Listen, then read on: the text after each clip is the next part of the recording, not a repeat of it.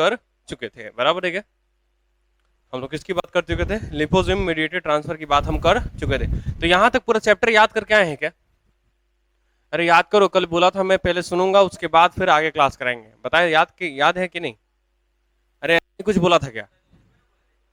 इसमें ही बोले थे भाई। क्या बात करता है, कल चैप्टर पूरा रिवाइज करवाया था, अब बोला था कि सब याद करके आना। अभी तुम्हारे हाँ ना बोलने से कुछ नहीं होने वाला है। मैंने बोला था मतलब बोला था। क्लियर है भाई? अभी मैं सुनूंगा। किसको किसको याद नहीं है अपने आप ईमानदारी से बता दो, सीधा सीधा बात। अच्छा, मतलब पढ़ा है। चलो ठीक। तो छठा टॉपिक डालेंगे। छठा टॉपिक डालेंगे। ये हमारा छठा टॉपिक है, that is a selection and screening of recombinant host cell. अब ये हमारा आखिरी पॉइंट है भाई, जो हम रिकॉम्बिनेंट बनाने वाले हैं। मतलब बस अब देखो, हम रिकॉम्बिनेंट बना चुके हैं। हमारा रिकॉम्बिनेंट डीएनए कहां जा चुका है? हमारे वो ऑर्गेनिज्म के अंदर जा चुका है। अब हम क्या कर रहे हैं? हमारा जो रिकॉम्बिनेंट बना है उसको हम बाकी सबसे अलग कर रहे हैं। हमारा जो रिकॉम्बिनेंट बना है उसको हम क्या कर रहे हैं? बाकी सबसे अलग करेंगे। तो वही हम लोग क्या बोल रहे हैं? Selection and screening of recombinant host cell. मतलब जो हमारा जेनेटिकली मॉडिफाइड ऑर्गेनिज्म बन गया है, या फिर जो जेनेटिकली मॉडिफाइड सेल बना है, हम अब उसको अलग करने वाले हैं। अरे आया नहीं आया भाई? अरे यहां तक बात समझ में आई नहीं आई? तो लिखना, selection and screening of selection and screening of selection and screening of selection and screening of recombinant host cell. Topic है हमारे पास selection and screening of recombinant host cell. Selection and screening of recombinant host cell. Selection and screening of recombinant host cell, ये हमारे पास topic है। इसमें लिखेंगे the rDNA, लिखेंगे इसमें लिखेंगे द आरडीएनए। आरडीएनए का मतलब, अरे रिकॉम्बिनेंट डीएनए। रिकॉम्बिनेंट डीएनए कैसे बनता है? हमारे डिजायर जीन और वेक्टर डीएनए को जब मिलते हैं, बराबर है, तब वो हमारा क्या बनता है? आरडीएनए। तो लिखेंगे the rDNA will not transfer,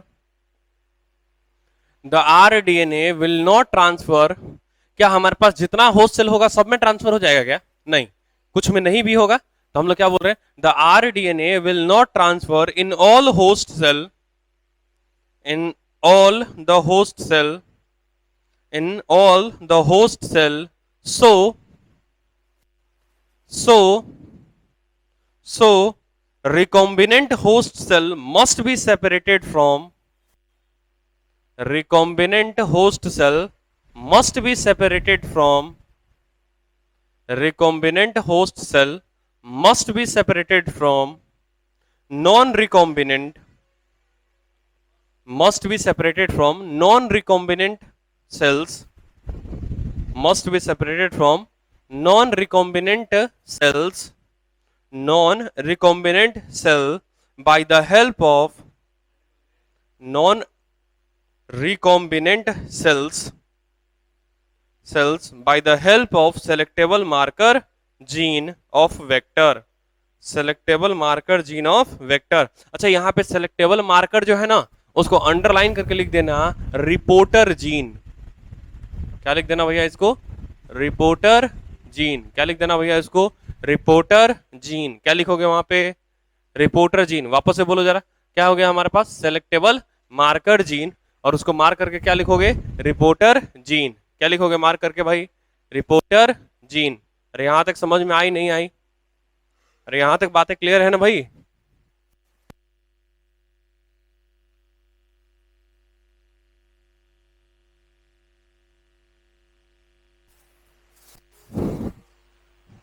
यहां तक समझ में आई नहीं आई? अरे आया नहीं आया?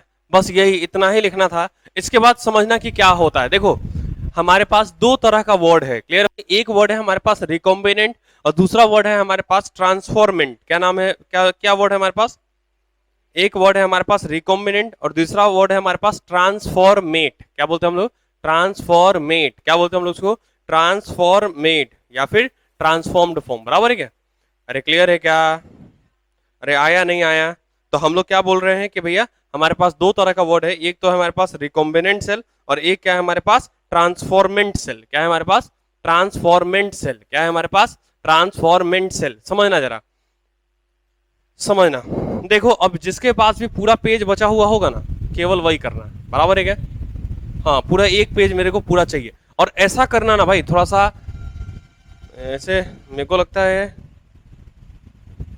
ठीक है सुनो, मतलब मेरे को ना एक पेज ऐसे लेना है ना भाई, तो कोशिश करना कि पूरा इसी में कंप्लीट हो जाए, बराबर, पूरा एकदम नीचे तक में, है ना। पूरा हम लोग इसमें ट्रांसफॉर्मेंट क्या होता है, नॉन ट्रांसफॉर्मेंट क्या होता है, रिकॉम्बिनेंट क्या होता है, नॉन रिकॉम्बिनेंट क्या होता है, किसको कैसे अलग करेंगे, हम सारा स्टेप हम इसी में बात कर लेंगे। मतलब अभी जो हम स्टेप बात करने वाले हैं ना, उसमें हम डिजायर जीन लेंगे, वेक्टर डीएनए लेंगे, दोनों को मिलाएंगे तो दो कंडीशन बनेगा। एक कंडीशन क्या बनेगा? सेल्फ लाइगेटेड वेक्टर वाला, और एक बनेगा आरडीएनए वाला।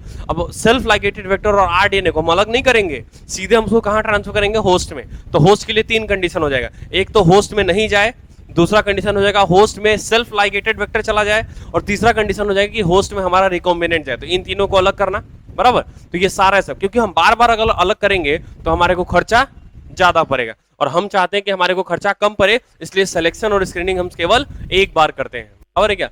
सिलेक्शन एंड स्क्रीनिंग हम सिर्फ एक बार ही करते हैं। क्लियर है भाई? अरे यहां तक समझ में आई नहीं आई? तो समझना, हमारे पास दो तरह का वर्ड है, समझना, बस समझ लेते हैं अपन। देखो, एक वर्ड है हमारे पास रिकॉम्बिनेंट, समझना, एक वर्ड क्या है हमारे पास? रिकॉम्बिनेंट। और एक वर्ड है हमारे पास ट्रांसफॉर्मेंट। क्या है हमारा? ट्रांसफॉर्मेंट या फिर ट्रांसफॉर्मेट। क्लियर है भाई? ये हमारे पास दो तरह का वर्ड, कौन कौन है हमारे? Recombinant, transformant. क्या है हमारे पास? Recombinant, transformant, recombinant, transformant, recombinant, transform.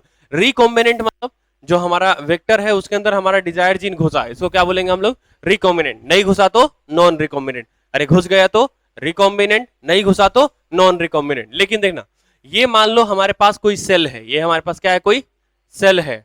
अगर देखो ये आरडीएनए इसके अंदर ट्रांसफर हो गया, तो क्या ये दूसरे का आरडीएनए था क्या? अरे प्लाज्मिड और हमारा डिजायर्ड जीन था ना जो सेल में गए, तो ये कोई दूसरा था और उस सेल के अंदर चला गया, तो ये तो सेल हमारा होस्ट हुआ ना भाई। अरे ये सेल हमारा होस्ट है ना, तो उसके अंदर कुछ भी चला जाए, है ना, कुछ भी चला जाए, तो हम उसको क्या बोलेंगे? ट्रांसफॉर्मेट। क्या बोलेंगे हम लोग उसको? ट्रांसफॉर्मेट। क्या बोलेंगे हम लोग उसको? ट्रांसफॉर्मेट। और सेल के अंदर कुछ ना जाए तो नॉन ट्रांसफॉर्मेट। क्या बोलेंगे हम लोग? अरे यार दो कंडीशन है भाई, दो कंडीशन। मान लो हमारे अंदर किसी को घुसना है, तो ये दो कंडीशन होगा, एक तो घुस भी सकता है और दूसरा नहीं भी, या फिर हो सकता है जो घुसने वाला है वो ना घुसे, कोई दूसरा घुस गया हो, तो दोनों में से कोनो घुस जाए तो हम हो गए ट्रांसफॉर्मेंट, मतलब हमारे अंदर घुस गया। लेकिन अगर ना घुस पाया तब हम उसको क्या बोलेंगे? Non transformant. बराबर है क्या? अगर हमारे अंदर घुस गया तो ट्रांसफॉर्मेंट, अब हम क्या हो गए? ट्रांसफॉर्मेंट, हम मेरा ट्रांसफॉर्मेशन हो गया, बराबर है क्या? और अगर हमारे अंदर नहीं घुस पाया तो मेरा ट्रांसफॉर्मेशन नहीं हुआ, मतलब हम क्या है? नॉन ट्रांसफॉर्मेट। क्या है हम लोग? नॉन ट्रांसफॉर्मेट। क्या है हम लोग? नॉन ट्रांसफॉर्मेट। बस ये बात याद रहेगी क्या?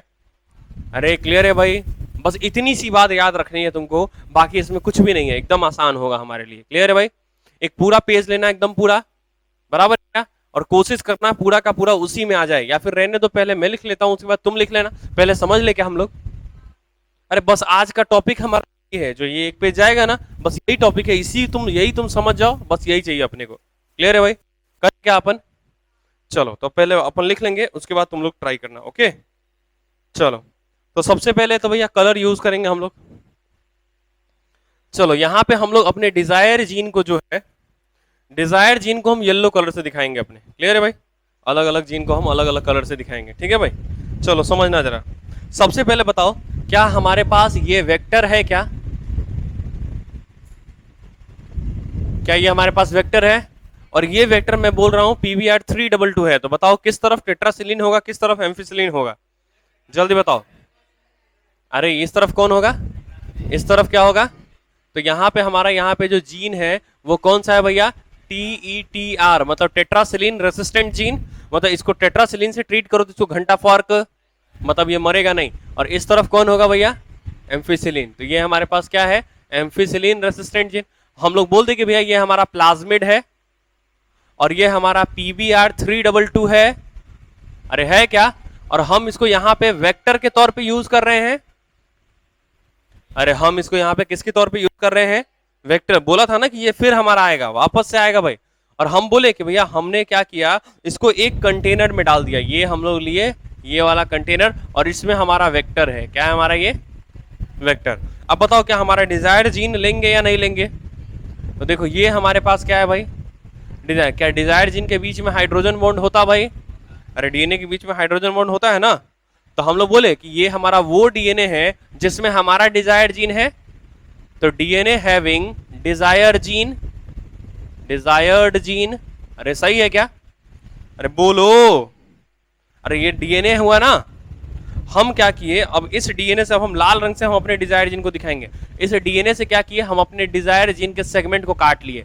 अरे ये हमारा पूरा का पूरा डीएनए था, ये वो डीएनए था जिसमें हमारा डिजायर्ड जीन है, और इसमें जैसे मान लो यहां से लेके यहां तक हमारा जीन है, तो इसको हम काट के निकाल के ये ले लिए, ये हमारे पास कौन हो गया, डिजायर जीन। ये हमारे पास क्या है भाई, अब डिजायर। अब हम क्या करते हैं, डिजायर जीन और वेक्टर को एक ही रेस्ट्रिक्शन एंडोन्यूक्लियस से काटे थे ना। अरे बोलो भाई, क्या हम एक ही से काटे थे या नहीं काटे थे भाई? तो बोलो, जब हम इसको काटेंगे तो अगला स्टेप क्या होगा, देखना यहाँ पे अगला स्टेप क्या होगा। देखो ये इस तरह से कट जाएगा, कटेगा ना। अच्छा यहाँ पे ये रह जाएगा कौन सा जीन भैया, एम्फिसिलिन रेसिस्टेंट जीन रह जाएगा। अरे बोलो ना। अब हम दोनों को क्या करेंगे, हमारे डिजायर जीन को और वेक्टर को क्या करेंगे, मिक्स करेंगे ना भाई। तो हमारा जो ये डिजायर जीन है और ये जो हमारा वेक्टर है, हम इन दोनों को क्या करेंगे भैया, अरे क्या करेंगे भाई, मिक्स करेंगे। और मिक्स करके क्या करेंगे, कौन सा एंजाइम मिलाएंगे, बताओ जल्दी जल्दी। अरे कौन सा एंजाइम लगाएंगे, तो हम बोलेंगे भैया दोनों को हम मिक्स करेंगे, और मिक्स करने के बाद क्या करेंगे, मिक्स्ड एंड कौन सा enzyme added, ligase enzyme. Ligase enzyme का एग्जांपल T4 डीएनए लाइगेज। अच्छा जब लाइगेज जुड़ेगा तो दो कंडीशन बनेगा, क्या क्या कंडीशन बन सकता है, एक तो सेल्फ लाइगेटेड बन जाए और दूसरा हमारा आरडीएनए बन जाए। अरे यही दो कंडीशन हो सकता है ना भैया। तो यहां से कंडीशन हो सकते हैं, बोलो जल्दी। तो भैया यहां से हमारे पास कंडीशन मिल सकता है हमारे को। एक कंडीशन क्या होगा बोलो, एक कंडीशन होगा जब हमारे को क्या मिल जाए भैया, सेल्फ लाइगेटेड वेक्टर मिल जाए। और दूसरा कंडीशन क्या हो सकता है, जब मेरे को आरडीएनए मिल जाए। अरे सही है क्या? देखो तो क्या यहाँ पे हमारा एम्फिसिलिन रेसिस्टेंट जीन होगा क्या, अरे है कि नहीं, अभी भी ये एम्फिसिलिन के लिए रेसिस्टेंट है या नहीं है, ये वाला हमारा एम्फिसिलिन रेसिस्टेंट हो गया। और ये वाला देखो वापस ये टेट्रासिलिन रेसिस्टेंट हो गया क्या। क्या हम इन दोनों को अलग करेंगे कि अभी नहीं करेंगे, अभी नहीं करेंगे, पहले हम होस्ट में ट्रांसफर करेंगे, बराबर है क्या।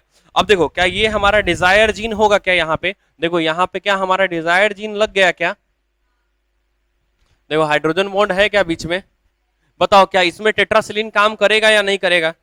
अरे कंफर्म होना कि नहीं करेगा भैया, अरे पक्की बात है ना भाई। तो तुम किसको किसको बोलोगे रिकॉम्बिनेंट और किसको बोलोगे सेल्फ लाइगेटेड, अरे ऊपर वाले को क्या बोलेंगे हम लोग, हाँ तो ऊपर वाले को क्या बोलेंगे हम लोग, सेल्फ लाइगेटेड। नीचे वाले को क्या बोलोगे भाई, नीचे वाला हमारा क्या बन जाएगा, आरडीएनए। क्या बनेगा हमारा नीचे वाला, आरडीएनए। अरे बन गया ना हमारा आरडीएनए। अब ये जो हमारे आरडीएनए को हम क्या करेंगे, होस्ट सेल में ट्रांसफर करते हैं क्या।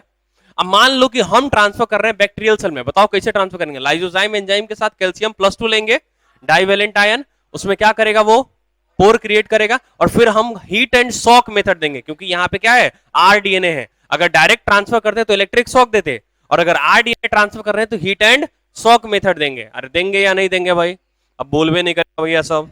अरे बोलो भाई, यहां तक समझ में आई नहीं आई, अरे पक्की बात है ना। इनको क्या कर रहे हैं अभी देखो, अब हम इनको क्या कर रहे हैं भैया, इसमें हम लोग मिक्स करते हैं, बराबर है क्या। देखना हम लोग इसमें मिक्स, ऐसा करो ना, कॉपी को थोड़ा लैंडस्केप मोड में ले जाओगे क्या, कॉपी को अगर लैंडस्केप मोड में ले जाओगे तो ज्यादा अच्छा बनेगा एकदम। जैसे इधर से इधर गए, फिर आराम से इधर से इधर, फिर इधर से इधर, क्या ज्यादा ज्यादा बेहतर रहेगा ना। तो लैंडस्केप पहले मैं लिख लेता हूं, उसका तुमको जिस तरह ठीक लगे उस तरफ करना, ठीक है भाई। अरे कोई दिक्कत नहीं ना भाई, चलो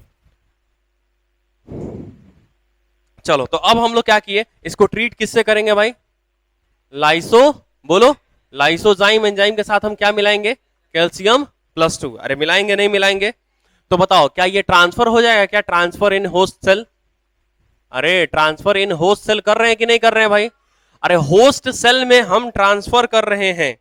अरे भाई होस्ट सेल में हम ट्रांसफर, यहाँ पे हमारा होस्ट सेल जो है वो ई कोलाई है। कौन है हमारे पास यहाँ पे होस्ट सेल, अरे यहाँ पे हम लोग होस्ट सेल किसको ले रहे हैं भाई, ई कोलाई। देखो यहाँ पे मैंने होस्ट सेल को मार्क किया और यहाँ पे लिखा कि भैया हमारा होस्ट सेल कौन है भैया, ई कोलाई है। और ई कोलाई में भी वो ई कोलाई है जिसके में प्लाज्मिड नहीं है। अरे जो पहले से प्लाज्मिड है वो क्या रिसीव करेगा, प्लाज्मिड है ना जा रहा है उसके अंदर, वेक्टर के तौर पे प्लाज्मिड जा रहा है ना, तो हम बोले कि भाई ये वो ई कोलाई है जिसके में पहले से कोई प्लाज्मिड नहीं है, मतलब ये वो प्लाज्मिड है विदाउट प्लाज्मिड, मतलब ई कोलाई विदाउट प्लाज्मिड, जिसके में कोई प्लाज्मिड नहीं है। अगर उसके में प्लाज्मिड नहीं है तो उसका सिर्फ अपना डीएनए होगा।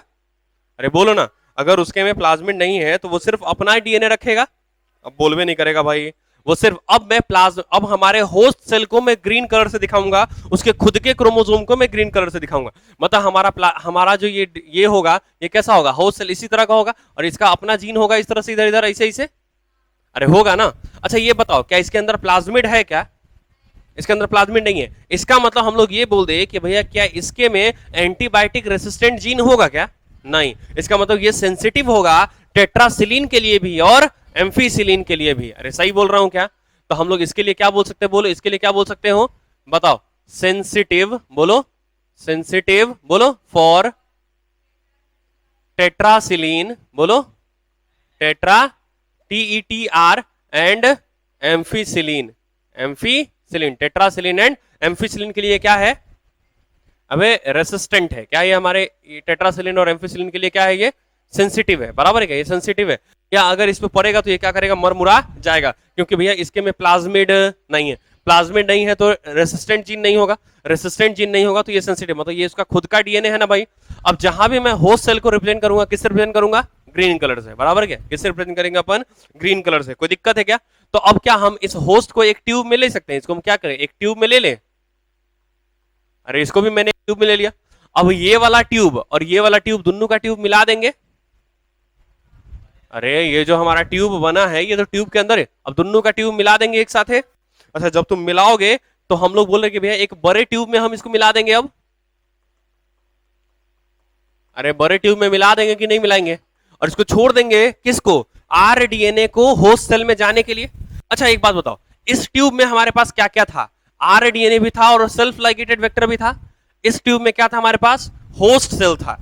तो अब क्या हो सकता है कि हमारे होस्ट सेल के अंदर सेल्फ लाइगेटेड भी जा सकता है, तो हमारा ये भी जा सकता है, अरे दोनों कंडीशन है ना भाई, हमारे होस्ट सेल के अंदर ये भी जा सकता है, दोनों में से कोई भी, अरे यार जाना ही है अंदर उसको, तो किसी का भी चांस है, ऐसा थोड़ी है कि आरडीएनए का चांस ज्यादा है उसका कम है, अरे दोनों का एकदम चांस बराबर है।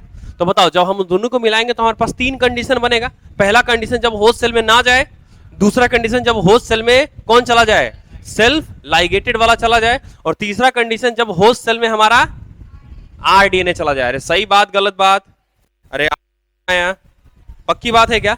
तो हम लोग यहां से बोल रहे हैं कि भैया यहां से हमारे पास कितना कंडीशन आ जाएगा भैया, टोटल 3 कंडीशन होंगे हमारे पास, सही है, हमारे पास टोटल कितने कंडीशन होंगे, 3, और होस्ट सेल को हमको किससे रिप्रेजेंट करना है भैया, ग्रीन कलर से। तो देखो हमारा ये होस्ट सेल होगा, उसमें इसका खुद का क्रोमोसोम होगा इस तरह से, अरे बोलो क्या हमारा होस्ट सेल होगा और उसका खुद का क्रोमोसोम होगा इस तरह से, हमारा होस्ट सेल होगा और उसका खुद का क्रोमोसोम होगा इस तरह से, बोलो पहला कंडीशन ये होगा कि जब होस्ट सेल में जयबे ना करे, अरे बोलो दूसरा कंडीशन वो होगा जब होस्ट सेल में हमारा चला जाए, अरे बोलो सेल्फ लाइगेटेड। अच्छा देखो हम लोग बोल रहे हैं कि भैया हमारा चला गया, मतलब हम लोग बोल रहे हैं कि भाई ये हमारे पास क्या है, अब तुम बताओ क्या ये सेल्फ लाइगेटेड है कि हमारा आरडीएनए है, जल्दी बताओ कौन गया, सेल्फ लाइगेटेड गया। दूसरा कंडीशन क्या हो सकता है, जब जब कौन चला जाए, हमारा आरडीएनए चला जाए, बताओ तो ये आरडीएनए ट्रांसफर हुआ है क्या, देखो तो जरा, अरे हुआ है क्या, अरे हुआ क्या। और तीसरा कंडीशन जब उसमें ना जाए, तो सही ना, अगर कोई भी होस्ट सेल के अंदर घुस जाता है तब हम उसको क्या बोलते हैं, ट्रांसफॉर्मेंट सेल, क्या बोलते हैं हम लोग उसको, ट्रांसफॉर्मेंट सेल। तो इसके अंदर कौन घुसा है, कोई भी घुसा, चाहे कोई भी घुसे उसको हम क्या बोलेंगे, ट्रांसफॉर्मेंट, कोई भी घुसे उसको क्या बोलेंगे, लेकिन क्या रिकॉम्बिनेंट घुसा है क्या, नहीं, तो पहले वाले को पूरा नाम क्या दोगे, non recombinant and transformant host cell. अच्छा दूसरे वाले को क्या दोगे, रिकॉम्बिनेंट घुसा है तो recombinant and transformant host cell, और ये वाला non recombinant and non transformant cell, इसमें कोई नहीं गया, ना तो रिकॉम्बिनेंट गया तो नॉन रिकॉम्बिनेंट हो गया, और गया ही नहीं तो नॉन ट्रांसफॉर्मेंट हो गया, बराबर है क्या। तो बताओ इन तीनों का नाम कैसे दोगे, क्लियर है क्या, बोलो जरा, सबसे पहला इस वाले को क्या बोलोगे, बोलो जरा, इसको क्या बोलोगे, बोलो क्या बोलोगे, सेल्फ लाइगेटेड नहीं, मतलब ये बताओ वो आरडीएनए है कि नॉर्मल डीएनए है, नॉर्मल डीएनए है, तो नॉन रिकॉम्बिनेंट है कि रिकॉम्बिनेंट है, नॉन रिकॉम्बिनेंट, तो नॉन रिकॉम्बिनेंट बोलोगे अब, बराबर है क्या? तो बताओ ये हमारे पास क्या है, बोलो।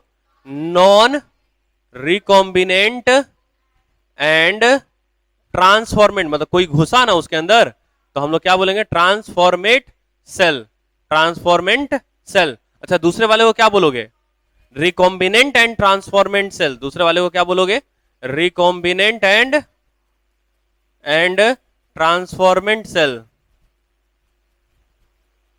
ट्रांसफॉर्मेंट। अच्छा होस्ट सेल लिखे तो ज्यादा मजा आएगा क्या, सही है क्या?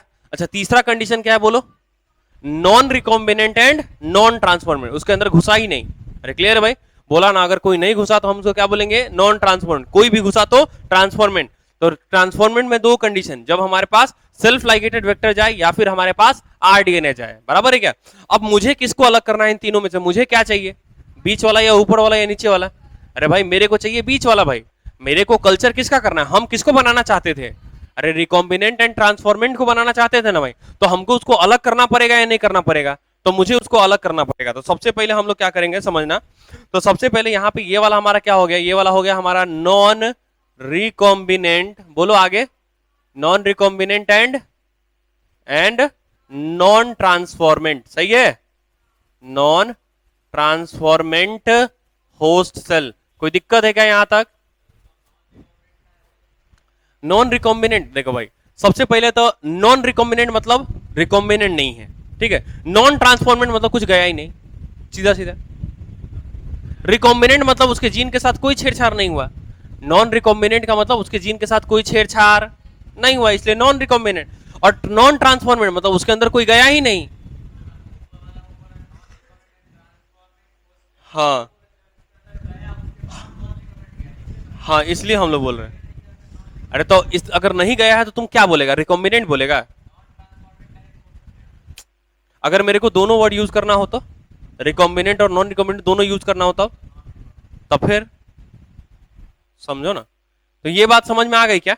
तो हमारा पहला वाला सेल क्या हो गया भैया, हमको कौन सा सेल चाहिए ये बताओ, हमको कौन सा चाहिए भाई, हमको इन तीनों में से किसको अलग कर लेना है भाई, हमको इन तीनों में से अलग करना है किसको भैया, सेकंड वाले को, बराबर है क्या? सेकंड वाला मुझे चाहिए। अच्छा एक बात बताना एकदम ईमानदारी से, है ना भाई, सबसे पहले बताओ हमारा होस्ट सेल कंडीशन है, बराबर है क्या? और इसमें हम लोग बोल रहे हैं कि सेल्फ लाइगेटेड वेक्टर है क्या?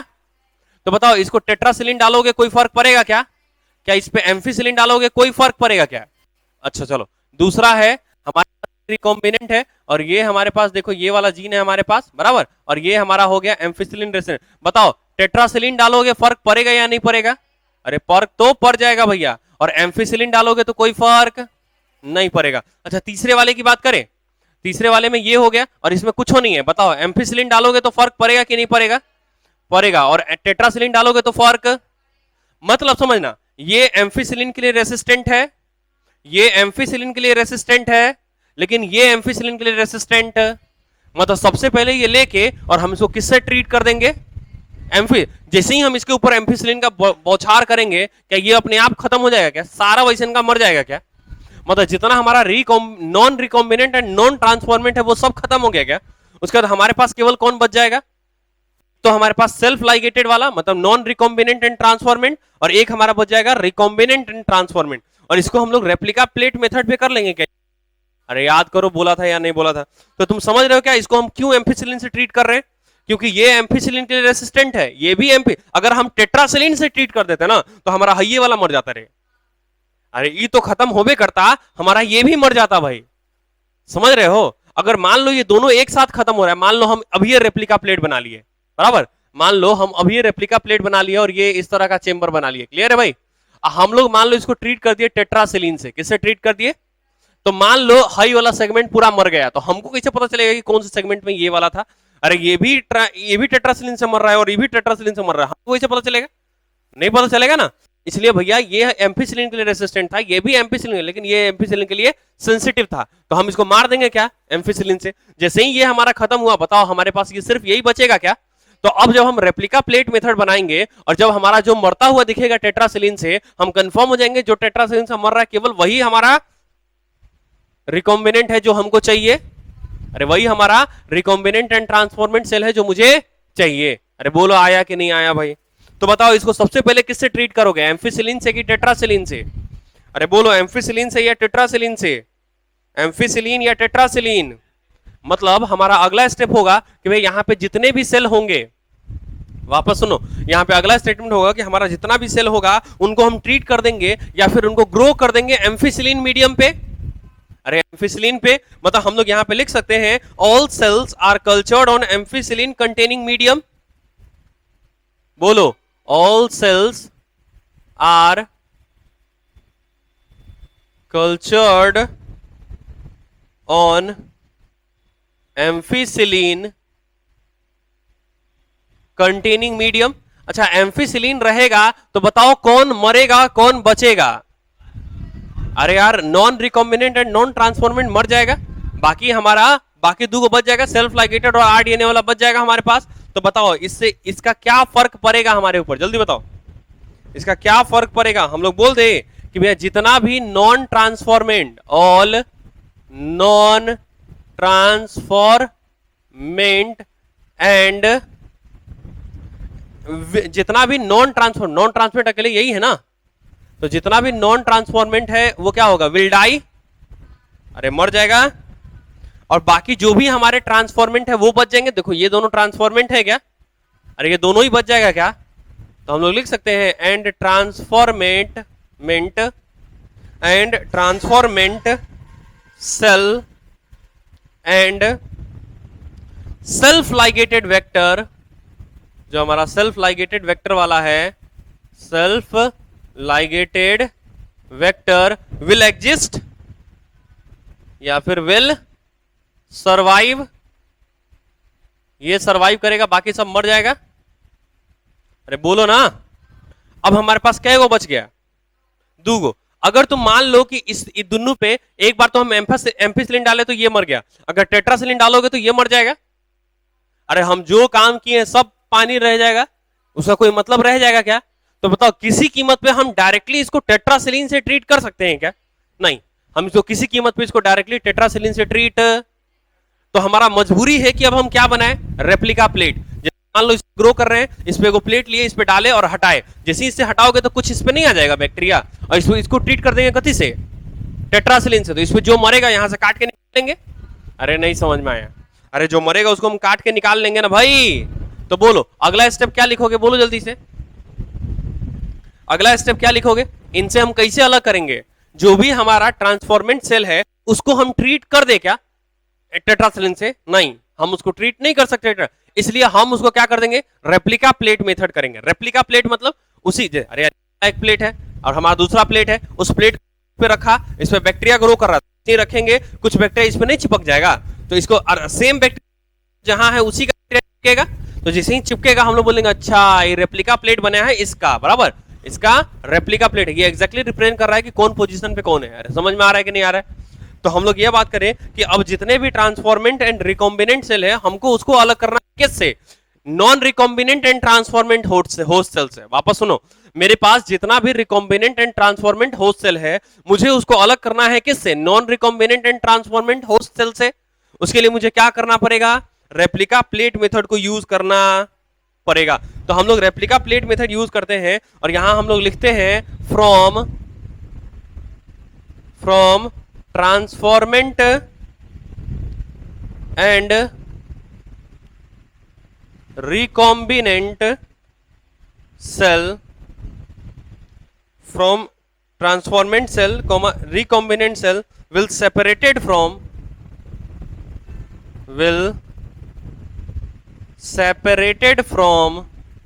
किससे सेपरेट करेंगे इसको, नॉन रिकॉम्बिनेंट एंड ट्रांसफॉर्मेंट से, नॉन रिकॉम्बिनेंट एंड ट्रांसफॉर्मेंट से, अब नहीं बोलेगा, नॉन रिकॉम्बिनेंट एंड ट्रांसफॉर्मेंट। कौन सा मेथड यूज किए, बाई कौन सा method, by replica plate method.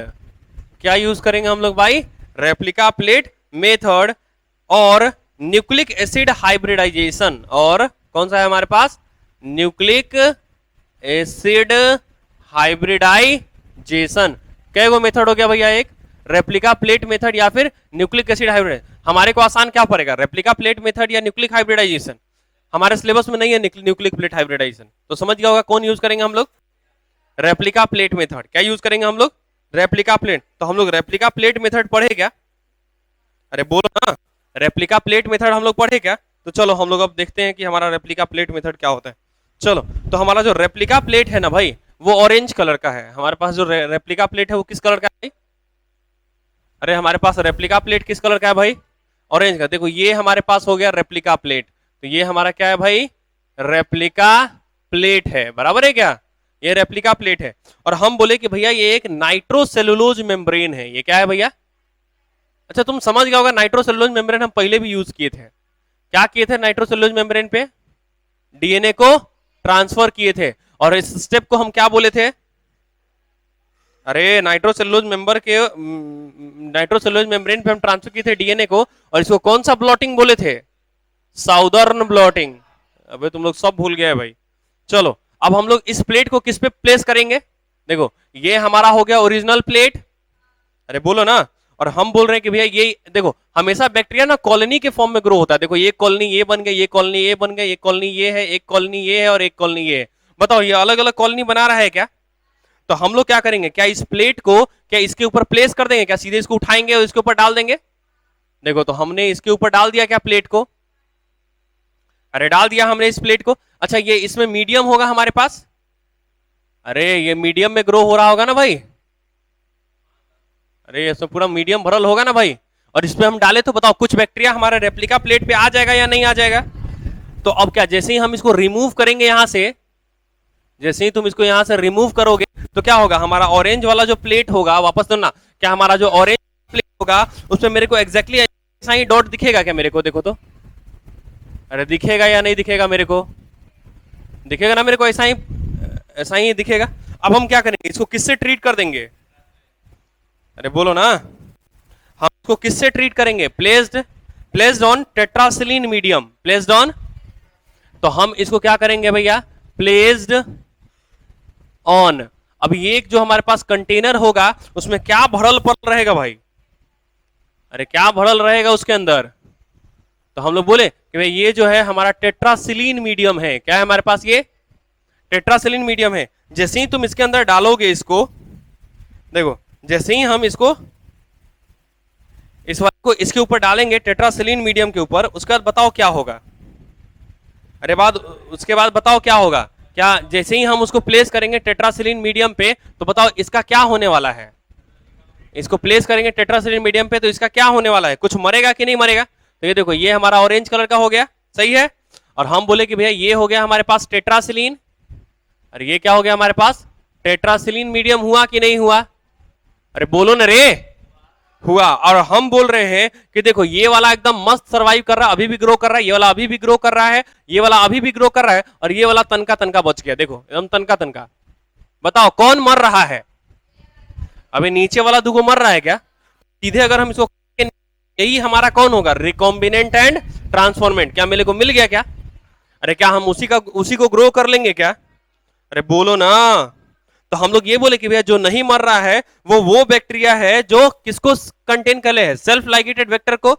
और जो मर गया वो बैक्टीरिया है जो हमारे पास कौन है, अरे जो हमारे पास आरडीएनए को कंटेन कर रहा है। क्या हम उसको अलग कर लेंगे क्या? अरे करेंगे या नहीं करेंगे? चलो देखो जरा, हम लोग इसको मार्क करके लिख सकते हैं क्या? इसको मार्क करके अपन बोल सकते हैं कि ये हमारा क्या है, बैक्टीरिया। देखो ये इधर नहीं मार्क करते हैं, इधर मार्क करके इसके लिए लिख सकते हैं, इसके लिए लिख रहे हैं भाई। तो हम लोग ये बोले कि bacteria of these colony survive, ये वाला बैक्टीरिया सर्वाइव कर गया, अरे ये वाला बैक्टीरिया सर्वाइव कर रहा है, तो हम लोग बोल दे bacteria of these colony survive. अगर ये सर्वाइव कर गया, अगर ये सर्वाइव कर गया तो भैया बोलो क्या ये नॉन रिकॉम्बिनेंट एंड ट्रांसफॉर्मेंट है कि रिकॉम्बिनेंट एंड ट्रांसफॉर्मेंट है? जो सर्वाइव कर रहा है, जो जिंदा है, टेट्रासिलिन के लिए रेसिस्टेंट है, वो कौन है? Non recombinant and transformant. क्या अलग हो गया क्या नॉन रिकॉम्बिनेंट एंड ट्रांसफॉर्मेंट? अरे हुआ कि नहीं हुआ? ट्रांसफॉर्मेंट होस्ट सेल अलग हो गया क्या? अब हम क्या करेंगे, काट के निकाल लेंगे, हमारे को जो काम है, अरे हमारा जो काम है उसको हम काट के निकाल लेंगे ना भाई।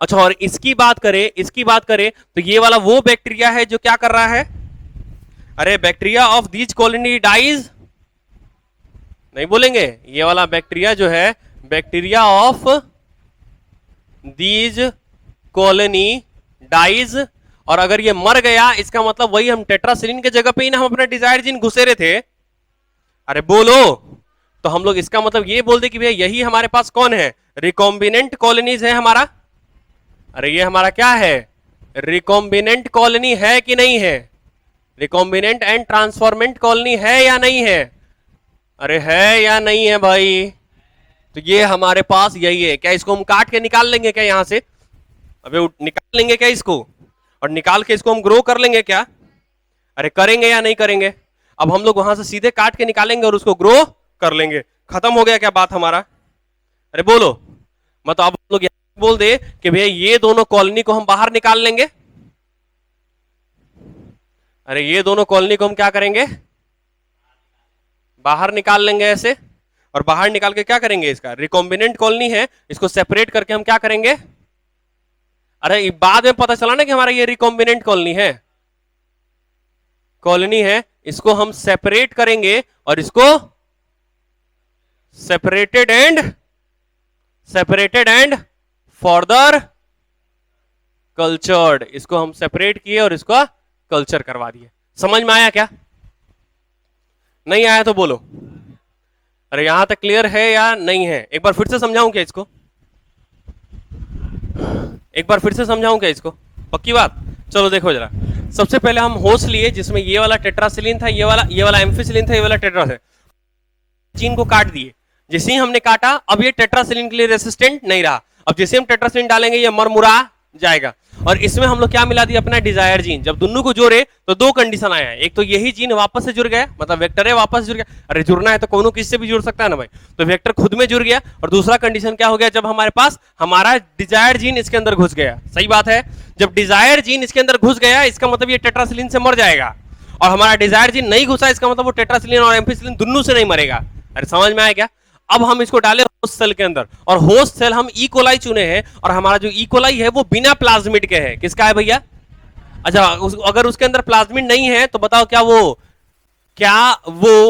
सेंसिटिव होगा क्या टेट्रासिलिन और एम्फिसिलिन दोनों के लिए, अरे अगर हम टेट्रासिलिन और एम्फिसिलिन दोनों डाल दें तो दोनों से मर जाएगा साला वो, तो भैया जब हम इसको ट्रांसफर करेंगे, जब हम इस दोनों को ट्रांसफर करेंगे होस्ट सेल के अंदर तो हमारे पास तीन कंडीशन आएगा, जब ये दोनों में से कोनो ना जाए, अरे जब रिकॉम्बिनेंट चला जाए और जब नॉन रिकॉम्बिनेंट चला जाए, अगर सेल के अंदर घुस गया तो उसको हम बोलेंगे ट्रांसफॉर्मेंट, और सेल के अंदर नहीं घुसा तो नॉन ट्रांसफॉर्मेंट, सही है नहीं है, तो भैया तीन कंडीशन बन सकता है, एक तो नॉन रिकॉम्बिनेंट एंड ट्रांसफॉर्मेंट जिसमें सेल्फ लाइगेटेड वेक्टर गया, अच्छा जिसमें भी सेल्फ लाइगेटेड वेक्टर गया है वो अब रेसिस्टेंट हो चुका है एम्फिसिलिन से भी और टेट्रासिलिन से, मतलब ये होस्ट जो है ना एम्फिसिलिन से मरेगा और ना टेट्रासिलिन से मरेगा। अच्छा बताओ सेकंड वाला होस्ट केवल किससे नहीं मरेगा, एम्फिसिलिन से नहीं मरेगा क्योंकि ये रिकॉम्बिनेंट है, तो ये एम्फिसिलिन से नहीं मरेगा लेकिन टेट्रासिलिन से मरमुरा, जबकि नीचे वाला दुन्नू से मरेगा, अबे दुन्नू से मरेगा, इसके अंदर कुछ घुसा ही नहीं भाई, तो ये टेट्रासिलिन से भी मरेगा और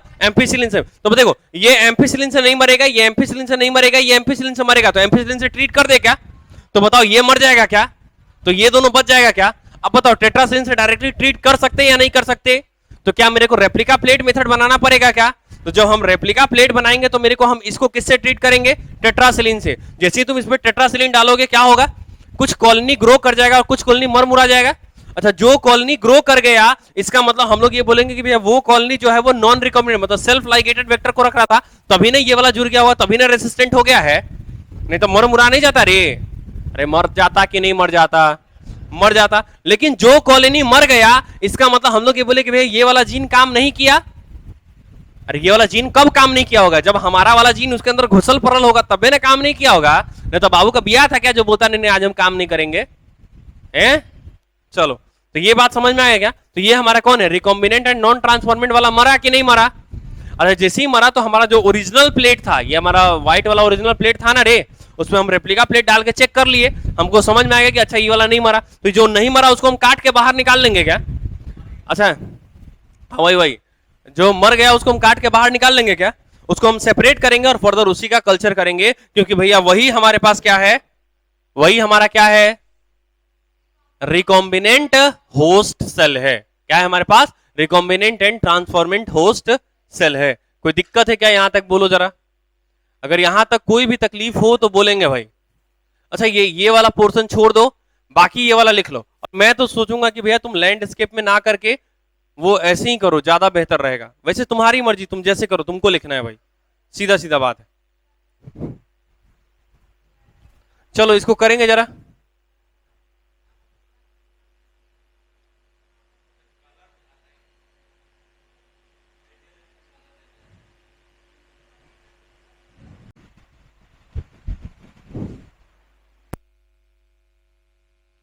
तो देखेंगे जरा, मैं बोल रहा हूं कि भैया जो हमारा सिलेक्शन एंड स्क्रीनिंग यहां तक का अपलोडेड है, अरे यहां तक का वीडियो है ना, इससे पहले पहले तक का।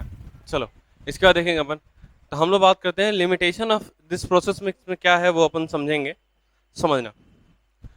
तो हम लोग बात करें कि भैया लिमिटेशन में क्या है ना, हम लोग को क्या करना पड़ा था सिलेक्शन ऑफ स्क्रीनिंग के लिए। सबसे पहले हम लोग ग्रो कर रहे थे किसको, अरे ग्रो किए थे नहीं या नहीं किए थे भाई, अरे किया था ना भाई।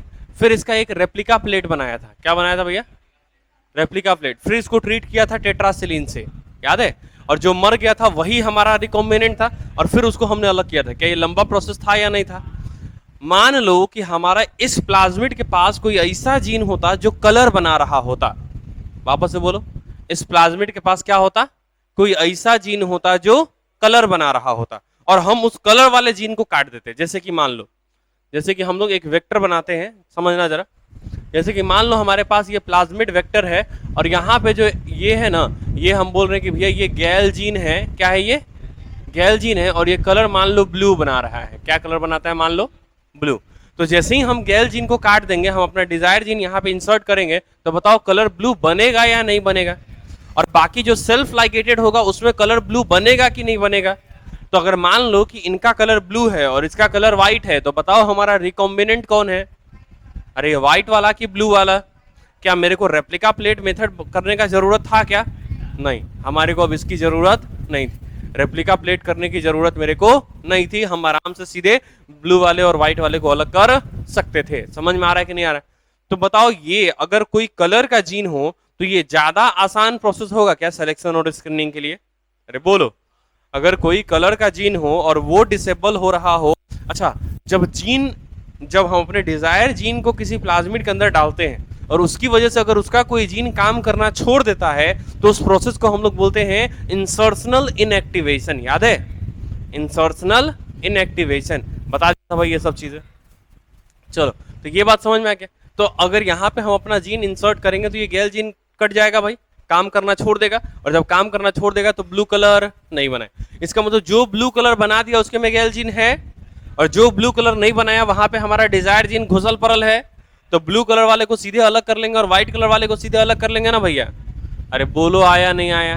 क्या यहाँ पे रेप्लिका प्लेट बनाना, टेट्रासिलिन से ट्रीट करना, इतना करना जरूरी है क्या, अरे नहीं है ना भाई। यहाँ से ज्यादा अप्रोप्रिएट एकदम आसानी से मिल जा रहा है क्या मेरे को। तो बताओ सिलेक्शन एंड स्क्रीनिंग वाला प्रोसेस हमारा आसान हो जाएगा क्या, जब कोई एंजाइम वाला जीन हो, जब कोई एंजाइम बना रहा हो। अरे एंजाइम का मतलब क्या, जो एंजाइम बनाएगा वो बाद में भैया प्रोटीन, मतलब प्रोटीन से रिलेटेड प्रोसेस होगा ना भाई। तो कलर बनाना क्या है, दैट इज एंजाइमेटिक प्रोसेस है। हमारे में मेलेनिन पिगमेंट है तभी ना हम करिया है, अब है कि नहीं। अब मेलेनिन पिगमेंट बनाने वाला कोई एंजाइम होएगा कि नहीं होएगा, अरे होएगा या नहीं होगा, हाँ बराबर है क्या।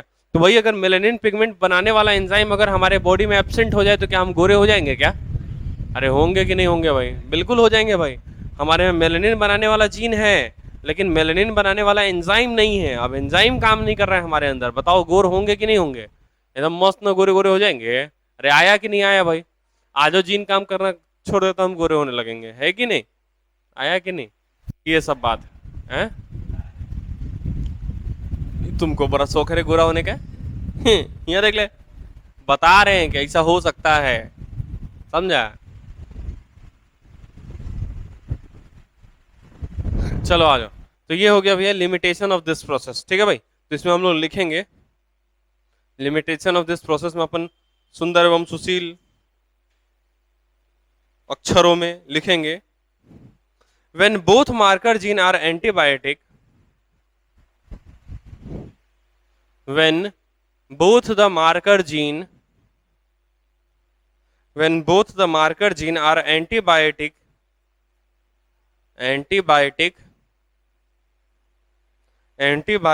resistant gene in a vector, when both the marker gene are antibiotic resistant gene in a vector, when both the marker gene are antibiotic resistant gene in a vector, then it is difficult to separate, then it is difficult to separate, then it is difficult to separate, then it is difficult to separate recombinant cell from the non-recombinant cell, then it is difficult to separate recombinant cell from non-recombinant cell, it is difficult to separate recombinant cell from non-recombinant cell, having ligated vector, having self ligated vector. अरे non recombinant वही है ना जिसका self ligated vector है। अरे इधर देखो, जिस होस्ट में हमारा घुसा नहीं था वो तो हम पहले ही अलग कर लिए भाई, नहीं समझ में? अरे जिस होस्ट में हमारा घुसा ही नहीं उसको अलग करना बहुत ज्यादा मुश्किल काम नहीं था, उसको हम आराम से। हम दिक्कत कहाँ हो रहा था, देखो किसी में सेल्फ लाइगेटेड वेक्टर गया हो और किसी में आरडीएनए गया हो, उसी दोनों को अलग करने में मेरे को तकलीफ आ रही थी, बराबर है क्या? तो ये हमारा क्या हो गया भैया, non recombinant having the self ligated vector, so it is better to take, so it is better to take so it is better to take so it is better to take one antibiotic resistant gene, so it is better to take one antibiotic resistant gene and one enzyme gene as a marker gene in a vector, and one enzyme gene in a as a marker gene in a vector. इससे अच्छा है कि हम लोग क्या ले, एक antibiotic resistant gene ले और वन एंजाइम जीन ले जो कि हम मार्कर की तरह बिहेव करवाए, किसके अंदर, वेक्टर के अंदर, and one marker gene, one enzyme gene as a marker gene in a vector, one enzyme gene as a marker gene in vector, as a marker gene in vector, as a marker gene in vector, as a marker gene in vector. चलो थोड़ा सा process को repeat करें क्या हम लोग? अरे एक बार प्रोसेस को हम लोग रिपीट करें क्या? अब नहीं बोलेगा भाई, करें ना? चलो आ जाओ देखते हैं हम लोग। चलो यहां से क्वेश्चन की बात करें तो भैया यहाँ से तुम्हारा क्वेश्चन आ सकता है तुम्हारे एग्जाम में, बराबर है क्या? तो जो तुम्हारा एआईपीएमटी होने का चांस है उसमें ये क्वेश्चन आने का चांस है, बराबर। तुमसे क्या पूछ लेगा कि भैया हम कौन से वेक्टर लेंगे तो ज्यादा मजा आएगा, तो कौन सा वेक्टर हम लेना चाहेंगे भाई? क्या कौन सा वेक्टर लेना चाहेंगे भाई? दैट इज एक एंटीबायोटिक जीन और एक एंजाइम जीन, जिस वेक्टर में होगा हम उसको लेना ज्यादा पसंद करेंगे, बराबर है क्या? कब? जब मेरे को सिलेक्शन और स्क्रीनिंग वाला प्रोसेस काफी आसान करना है तब। कोई दिक्कत भाई यहाँ तक? अरे बोलो मियाँ, यहाँ तक तकलीफ आई क्या? पक्की बात? अरे बोलो ना, यहाँ तक कोई तकलीफ है या नहीं है? कंफर्म? तो ये हमारी बातें हो गई। तो इसमें ये हमारा लगभग चैप्टर खत्म हो गया। एग्जाम्पल में लिख लेना, एग्जाम्पल में लिख देना कौन सा जीन ऐसा है जो भाई कर सकता है भैया? अभी बताया था यार, एंजाइम वाला जीन कौन था? अरे गैल जीन था या नहीं था? तो वो करता क्या है वो समझना। एक कंपाउंड होता है एक्स गैल, क्या होता है भैया? एक कंपाउंड, मान लो कि हमारा रॉ मटेरियल है कि भैया एक्स गैल। अब ये जो एक्स गैल होता है ना, ये कलरलेस होता है। कैसा होता है भैया? ये कलरलेस होता है। और इस पे जब गैल जीन वर्क करता है, कौन करता है भैया ये वर्क? गैल जीन की वजह से जो एंजाइम बनता है, क्या बनता है भैया? यहाँ पे एंजाइम बनता है, वो इसको सिंपल कंपोनेंट में तोड़ देता है। क्या करता है? इसको सिंपल कंपोनेंट में तोड़ देता है और इसका कलर कैसा बना देता है? ब्लू। तो बताओ इंपॉर्टेंट है या नहीं है? अच्छा एक बार हम लोग फिर से वही प्रोसेस रिपीट करेंगे जो उधर रिपीट किए हुए हैं। अरे वो वाला जो प्रोसेस रिपीट किया है वही रिपीट करें क्या इस बार फिर से? अच्छा कभी नाम सुना है PUC 18 एंड PUC 19? है ना, PUC 18 और PUC 19 का नाम सुना था भाई। तो PUC 118 और 18 नहीं था क्या प्लाज्मिड के अंदर?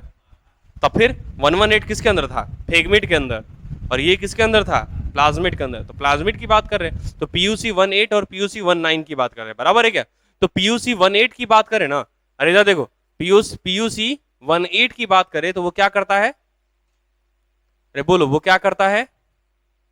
उसके पास दोनों ही होते हैं, एक एंटीबायोटिक रेसिस्टेंट जीन भी होता है और एक गैल जीन भी होता है, बराबर है क्या? एक एंटीबायोटिक रेसिस्टेंट जीन होता है और एक गैल जीन, मतलब एंजाइम जीन होता है जो कलर बना रहा हो, बराबर है क्या?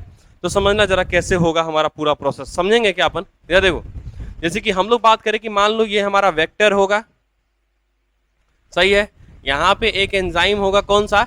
एंटीबायोटिक, अरे एंटीबायोटिक रेसिस्टेंट जीन होगा, और ये मान लो हमारे पास क्या होगा भाई? मान लो गैल जीन होगा। क्या होगा भैया? ये गैल जीन।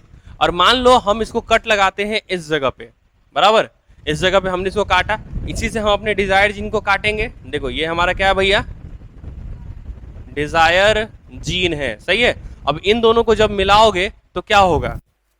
इन दोनों को मिलाओगे तो क्या होगा भैया? दो कंडीशन होगा, बोलो जरा, कौन क्या क्या कंडीशन आएगा? पहला कंडीशन क्या होगा कि भैया ये सेल्फ लाइगेट हो जाए। अरे इसका फिर दो कंडीशन आ सकता है ना, एक कंडीशन हो सकता है जब ये क्या हो जाए? सेल्फ लाइगेट हो जाए, मतलब ये हो गया एंटीबायोटिक रेसिस्टेंट जीन, और ये हो गया वापस से हमारा गैल जीन। अरे है कि नहीं है? और दूसरा कंडीशन क्या आ सकता है? जब ये कैसा हो जाए भैया? हमारा डिजायर जीन इसके अंदर घुस जाए। अरे बोलो ना, ये हमारा डिजायर जीन घुस गया क्या? तो बताओ, क्या यहाँ पे एक जीन बच गया? कौन सा? Antibiotic resistant gene. घुसा नहीं घुसा भाई? अरे है कि नहीं है? तो ये हमारा आरडीएनए बना, और ये हमारा क्या बना भैया? Self ligated vector. अरे बनेगा। अब बोलो, क्या इस पूरे कंटेनर को उठा के, और ये दोनों एक वो कंटेनर में है ना भाई? ये दोनों क्या है? एक वो कंटेनर में है भाई। अरे है कि नहीं है? इसको हम कहाँ ट्रांसफर करेंगे? ट्रांसफर इन, देखो हम लोग क्या कर रहे हैं, अगला प्रोसेस बोलो जल्दी जल्दी बोलो, क्या यही सब काम किए थे क्या? Transferred in host cell. तो होस्ट सेल में जब इसको ट्रांसफर करेंगे इस तरह से, बराबर, तो क्या कितने कंडीशन बनेंगे? तीन। क्या क्या कंडीशन बनेगा? जब एक बार जो हमारा होस्ट होगा उसमें केवल अपना डीएनए हो, एक बार जो होस्ट होगा उसमें अपना डीएनए के साथ में क्या हो? सेल्फ लाइगेटेड वेक्टर हो, और दूसरा क्या हो जाएगा बोलो? तीसरा क्या हो जाएगा बोलो? उसका अपना डीएनए हो, और साथ में इसके पास क्या हो? आरडीएनए हो। अरे बोलो, अरे यहां तक समझ में आई कि नहीं आई?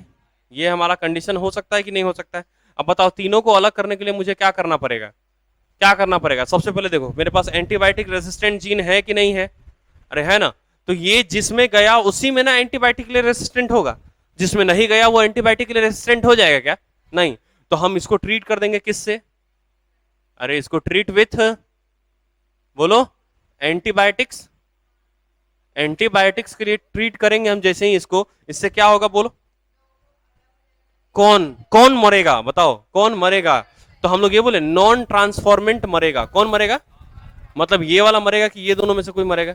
अरे ऊपर वाला मरेगा। नॉन ट्रांसफॉर्म मतलब उसमें कुछ नहीं है भैया। तो हम लोग बोले कि भैया ऐसा काम हम जैसे ही करेंगे, हमारा अगला स्टेप क्या हो जाएगा? नॉन ट्रांसफॉर्मेंट डाई हो जाएगा। अरे बोलो, non transformant and non recombinant dies. अरे बोलो ना, अब बोलवे नहीं करेगा सब। क्या ये वाला प्रोसेस है क्या? बाकी बचेगा कौन हमारा? ट्रांसफॉर्मेंट। मतलब हम लोग ये बोले कि हमारा ये ट्रांसफॉर्मेंट बच गया, और ये भी हमारा ट्रांसफॉर्मेंट बच गया ना भाई? अरे है कि नहीं?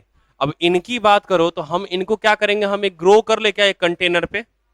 अरे बोलो, इस कंटेनर पे हम ग्रो कर रहे हैं, और भैया ये इस तरह से ग्रो हो रहा है, ठीक है भाई, इस तरह से।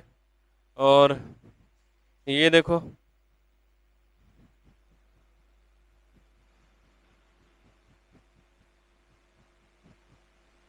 अब तुम बताओ जरा मेरे को, यहाँ पे बताओ, क्या इसको देख समझ में आ रहा है क्या कि कौन रिकॉम्बिनेंट है और कौन हमारा सेल्फ लाइगेटेड वेक्टर है?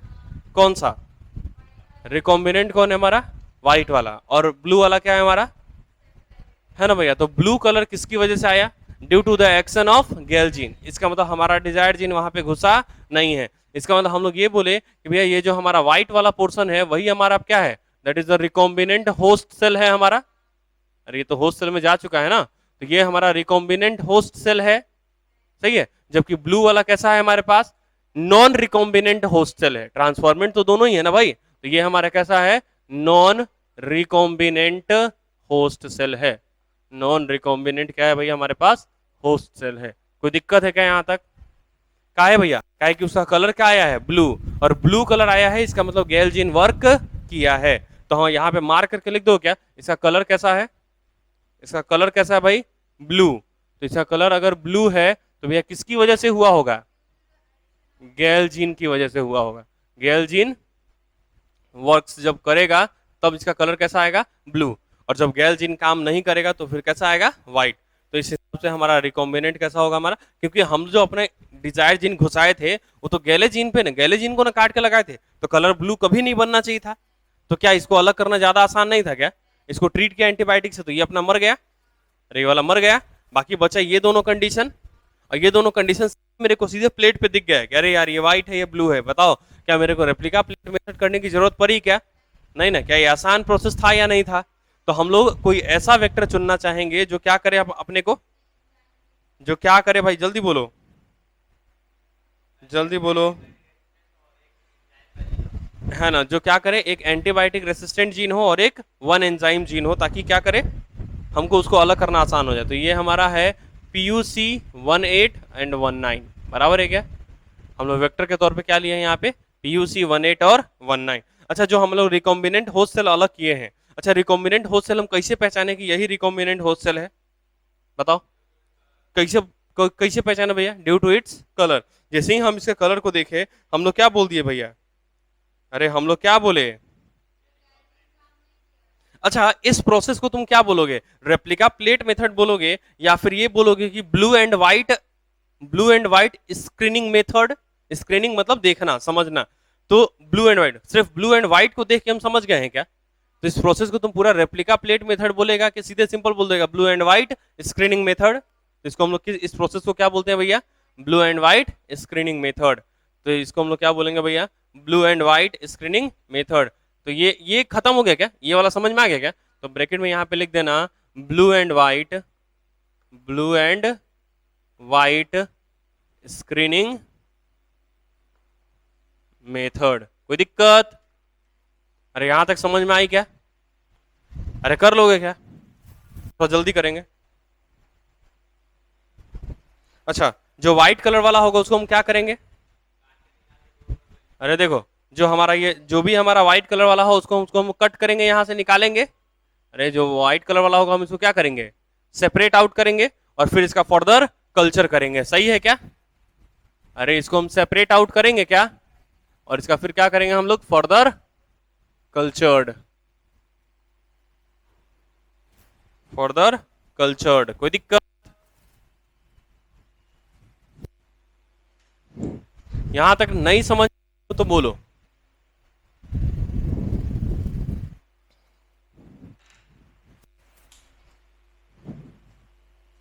अगर यहां तक बातें नहीं समझ में आई हो तो करेंगे भाई, ये तुम्हारी बात होगी। जल्दी, जितना जल्दी करोगे ये चैप्टर खत्म हमारा। अपन obtaining desire gene product at large scale, मतलब हमको जो हम डिजायर जीन डाले हैं उसके अनुसार प्रोडक्ट बनेगा कि नहीं बनेगा? अरे कुछ प्रोडक्ट बनेगा या नहीं बनेगा? तो हमको लार्ज स्केल पे चाहिए। Obtaining, obtaining desire gene product, मेरे को प्रोडक्ट चाहिए एट लार्ज स्केल। अच्छा एक बात बताओ, देखो जब हमको लार्ज स्केल पे कल्चर करना है तो उसके पहले मुझे छोटे लेवल पे कल्चर करना पड़ेगा। अरे मान लो कि हम जो रिकॉम्बिनेंट बना रहे हैं वो हो सकता है लार्ज स्केल पे ग्रो ना कर पाए, या फिर लार्ज स्केल पे हमको इतना ज्यादा उसको खाना देना पड़ जाए कि भैया हमारा रेट इतना ज्यादा हाई हो जाए कि लोग खरीदे ही नहीं, या फिर गवर्नमेंट अप्रूवल नहीं दे कि नहीं भैया इतना महंगा आप मेडिसिन नहीं बेच सकते हैं आप मार्केट में। समझ रहे हो क्या? तो हमको क्या करना पड़ेगा भाई, हमको क्या करना पड़ेगा कि भैया पहले उसको छोटे लेवल पे उगाएंगे, मतलब छोटे लेवल पे कल्चर करेंगे, मतलब टेस्ट ट्यूब में कल्चर कर लेंगे भाई। अरे टेस्ट ट्यूब में कल्चर कर लेंगे, और टेस्ट ट्यूब वगैरह में कल्चर करने के बाद हम उसको चेक कर लेंगे वहां पे कि भैया इसको पीएच कितना चाहिए, इसको टेम्परेचर कितना चाहिए अच्छा ग्रो करने के लिए, इसको न्यूट्रिशन क्या क्या चाहिए अच्छा ग्रो करने के लिए।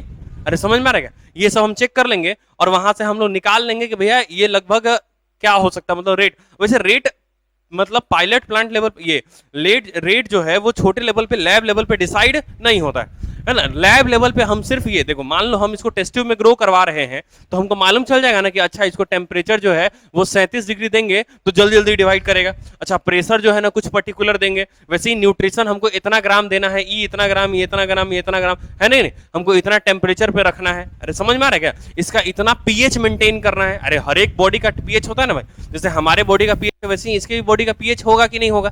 तो हमको ये समझ है कि भैया इसका कितना पीएच, तो हमको ये सब जो अपन मेंटेन कर लेंगे, जब ये सब मेरे को मालूम चल जाएगा उसके बाद ही ना हम इसको लार्ज स्केल पे लेके जाएंगे, तब एकदम बड़े पैमाने पर पूरा फैक्ट्री लगवाएंगे 200-400 एकड़ में। अरे समझ में आ रहा है कि नहीं आ रहा है? अरे आया नहीं आया भैया, तब हम लगवाएंगे। अभी फिलहाल क्या करेंगे, इसको टेस्ट ट्यूब में उगाएंगे, करेंगे, उगाएंगे नहीं, प्लांट थोड़े है। ठीक है, तो चलो आ जाओ। तो आगे हम लोग लिखते हैं obtaining desired gene product at large scale. उसमें लिखना, उसमें लिखना the desired gene will express itself. कब हमको प्रोडक्ट मिलेगा? जब वो हमारे होस्ट के अंदर जाने के बाद वो अपने आप को एक्सप्रेस करे, मतलब उसका जीन काम करे। अरे बोलो, उसका जीन काम करेगा तभी ना मेरे को दिखेगा। अरे आया नहीं आया भाई? तो यहां पे हम लोग लिख लेंगे the desired gene will express itself, the desired gene will express itself in recombinant host cell, in recombinant host cell, in recombinant host cell। अच्छा देखना, जो रिकॉम्बिनेंट होस्ट सेल होता है ना, अरे देखो जो रिकॉम्बिनेंट है तो क्या उसको हम छेड़छाड़ किए हैं क्या उसके साथ? होस्ट सेल के साथ छेड़छाड़ नहीं किए हैं। रिकॉम्बिनेंट का क्या मतलब, हम अपना जीन उसके अंदर डाल दिए तो छेड़छाड़ नहीं किए उसके साथ। अगर हमने उसके साथ छेड़छाड़ किए तो बताओ वो अब हेट्रो, मतलब देखना दो तरह का वर्ड हमारे पास जो वर्ड है यहाँ पे हम लोग बात करें हेट्रोलोगस, मतलब हम लोग बोले कि भैया उसके जीन के अलावा कोई जीन मिल रहा है क्या? अरे मिल रहा है ना उसके अंदर, जो हम खुद ट्रांसफर किए हैं। तो वैसे ऑर्गेनिज्म को हम लोग बोलेंगे हेट्रोजाइगस ऑर्गेनिज्म। क्या बोलेंगे हम लोग उसको? अरे क्या बोलेंगे हम लोग? या फिर हेट्रोलोगस, या फिर हेट्रोलोगस होस्ट बोल सकते हैं क्या? अरे वो होस्ट है ना, तो ब्रैकेट में लिख देना हेट्रोलोगस होस्ट। और हेट्रोलोगस का क्या मतलब होता है? Recombinant host cell. अरे हेट्रोलोगस का मतलब क्या होता है भैया?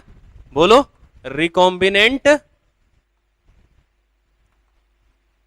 होस्ट सेल होता है। ठीक है भाई, रिकॉम्बिनेंट होस्ट सेल कर लिए? अरे हो गया क्या? हेट्रोलोगस होस्ट का क्या मतलब हो गया? रिकॉम्बिनेंट होस्ट हो गया।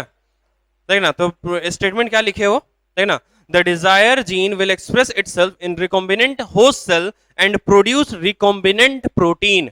अरे वो अपने आप को एक्सप्रेस करेगा तो हमारा प्रोटीन बनाएगा कि नहीं बनाएगा? And produces recombinant protein. और हम क्या इसको अलग कर लेंगे क्या उससे? अरे जो ऑर्गेनिज्म बना रहा है उसको इस प्रोटीन की जरूरत है या नहीं है? अरे जो ऑर्गेनिज्म ये है नहीं है, तो अगर वो अपने मीडियम में छोड़ देगा इस चीज को, अरे छोड़ेगा नहीं छोड़ेगा भाई, तो हम क्या करेंगे वहां से इसको सेपरेट कर लेंगे और हम लोग अपने यूज में ले लेंगे। अरे आया नहीं आया भैया? अब जैसे बैक्टीरिया को इंसुलिन का क्या जरूरत है, तो हम लोग क्या करेंगे वहां से इंसुलिन को निकालेंगे और हम लोग अपना यूज करेंगे। अबे आया कि नहीं आया यहां तक समझ में? अरे यहां तक स्टेटमेंट कंप्लीट हुआ क्या? चलो आगे लिखना द ऑब्टेन्ड रिकॉम्बिनेंट होस्ट, जो मुझे रिकॉम्बिनेंट होस्ट मिला है, द ऑब्टेन्ड, अगला पॉइंट है the obtained recombinant host, the obtained recombinant host वो बहुत कम अमाउंट में होगा या बहुत ज्यादा होगा? अरे नया नया बनाए हैं, कम होगा या ज्यादा होगा? तो उसका कल्चर करेंगे या नहीं करेंगे अलग अलग लेवल पे? अरे हम सब कुछ डिसाइड करेंगे ना, उसको कितना टेम्परेचर चाहिए, उसको कितना कार्बन डाइऑक्साइड चाहिए, कितना ऑक्सीजन चाहिए, कितना प्रेशर चाहिए, कितना पीएच चाहिए, कितना H+, सब कुछ डिसाइड करेंगे। उसके बाद ना हम फैक्ट्री बिठाएंगे, पता चले कि वो पीएच मांग रहा है 0 पॉइंट समथिंग समथिंग, उतना हम मेंटेन नहीं कर सकते, तो बताओ हम फैक्ट्री बिठाएंगे उसके बाद? नहीं, फिर हम नहीं बैठा सकते हैं फैक्ट्री भाई, वो हमारा फ्लॉप है, वो आइडिया हमारा क्या है भैया? फ्लॉप है। क्लियर भाई? तो लिखेंगे हम लोग the obtain recombinant host are very less in amount, so its amount is increased by large scale culture, so its amount is increased by PCR, मत लिख देना रे कोनो, so its amount is increased by large scale culture, so its amount is increased,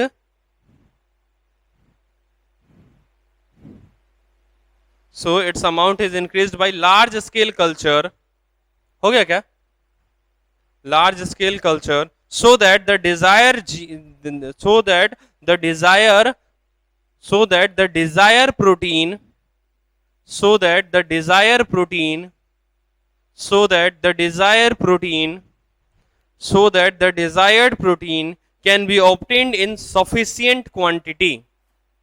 अरे हम जितना ज्यादा production करेंगे मेरे को नहीं ज्यादा प्रोडक्शन में मिलेगा ना भाई, अरे हम इसमें जितना ज्यादा प्रोडक्शन करेंगे मेरे को डिजायर प्रोडक्ट भी उतना ही मिलेगा ना ज्यादा.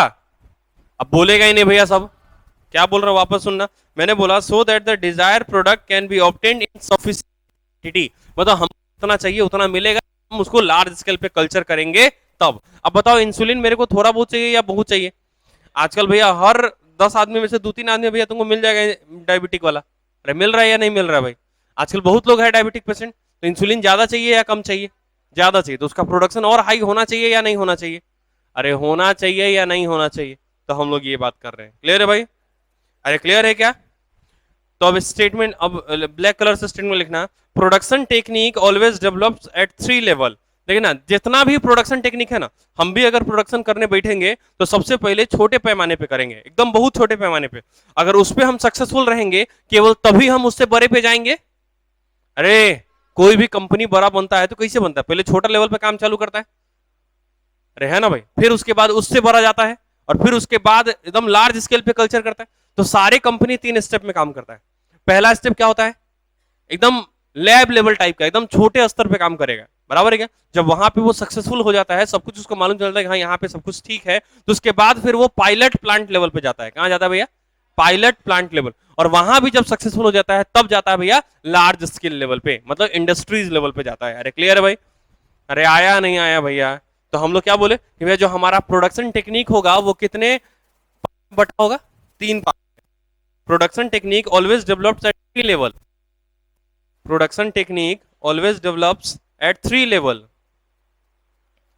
Production technique always develops at 3 level, production technique always develops at 3 level, production technique always develops at 3 level.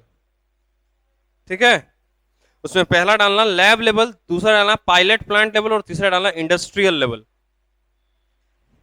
Production technique always develops at 3 level, always develops at 3 level, always develops at 3 level.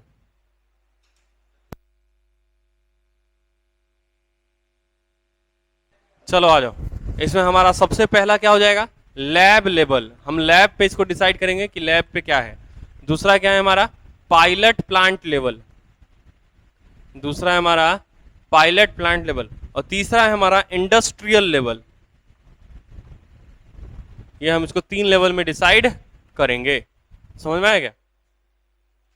पहला level क्या हो जाएगा, lab level, दूसरा हो जाएगा pilot plant level, और तीसरा हो जाएगा हमारा industrial level.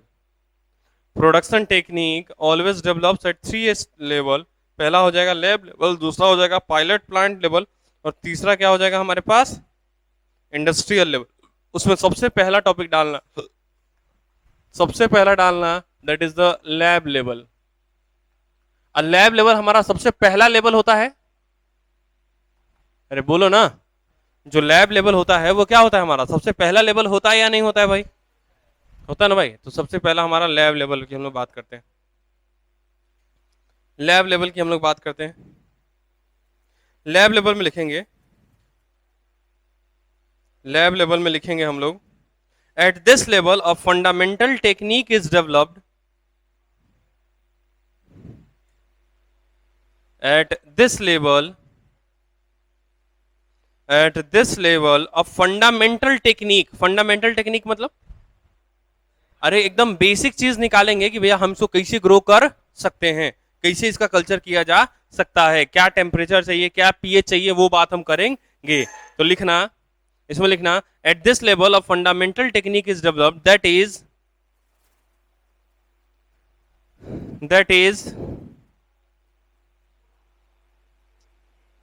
that is desire gene is transferred in host.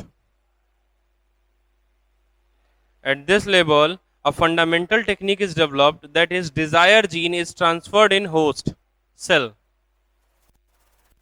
यहाँ पे मेरे को ये भी पता चल जाएगा कि हमारा जो डिजायर होस्ट के अंदर गया कि नहीं गया, जब हम एकदम छोटे लेवल, अरे हम टेस्ट ट्यूब में ग्रो कर रहे हैं भाई, टेस्ट ट्यूब के अंदर, तो मेरे को मालूम चलेगा या नहीं चलेगा कि हमारा वो गया कि नहीं गया, तो ये मालूम चल जाएगा. उसका उसी में स्टेटमेंट लिखना, चाहे पैराग्राफ चेंज करके लिखना. At this level cells are cultured, at this level cells are cultured in a small amount of medium, मतलब एकदम कम अमाउंट में हम मीडियम लेंगे और उसमें हम इसको कल्चर करेंगे. बराबर है क्या? वापस बोल रहे हैं, eight this level cells are cultured in a small amount of medium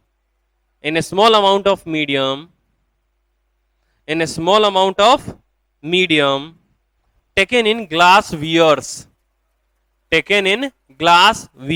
अच्छा, टेस्ट ट्यूब हमारा शीशा का होता है ना भाई, उसी को हम ग्लास वियर बोल रहे हैं, WEARS, ग्लास वियर्स. ब्रैकेट में एक टेस्ट ट्यूब का डायग्राम बना देना. टेस्ट ट्यूब कैसे बनाएगा? यूज बना देगा, हो जाएगा टेस्ट ट्यूब. ब्रैकेट में एक test tube, wear WEARS, wears, wear. Test tube का एक डायग्राम बना दो, उसको मार्क करके लिख देना टेस्ट ट्यूब है ये. चलो, हो गया क्या? अरे हुआ नहीं हुआ? उसी में अगला पॉइंट लिखेंगे, एट दिस लेवल. अच्छा इधर देखो, अब जो भी उसको क्या टेम्परेचर चाहिए, क्या न्यूट्रिशन चाहिए, क्या पीएच चाहिए, सब यहीं पे ना डिसाइड करेंगे अपन.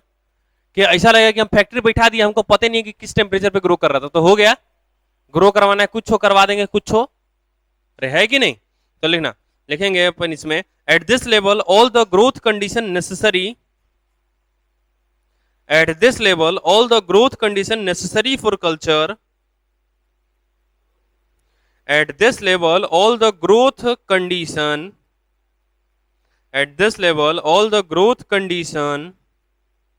necessary for culture, at this level all the growth condition necessary for culture of recombinant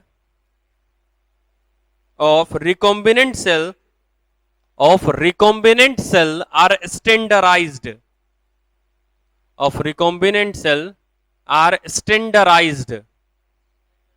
हाँ उसको हम स्टैंडर्डाइज करेंगे, मालूम चलेगा कि हाँ कितना पे वो काम करेगा अच्छे से.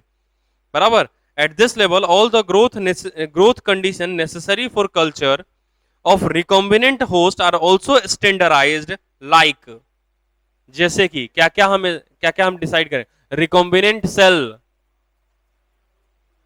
हाँ the recombinant cell are also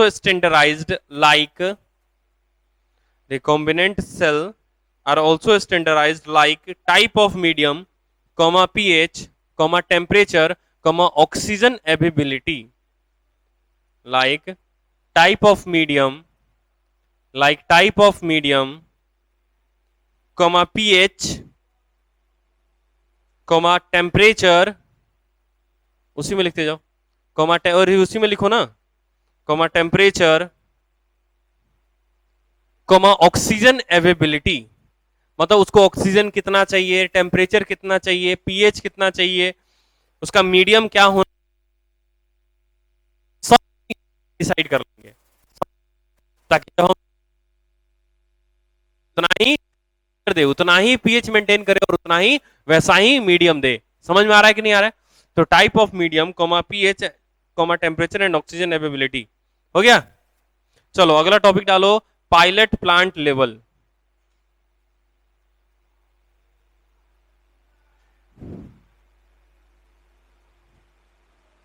अगला टॉपिक डालना pilot plant level.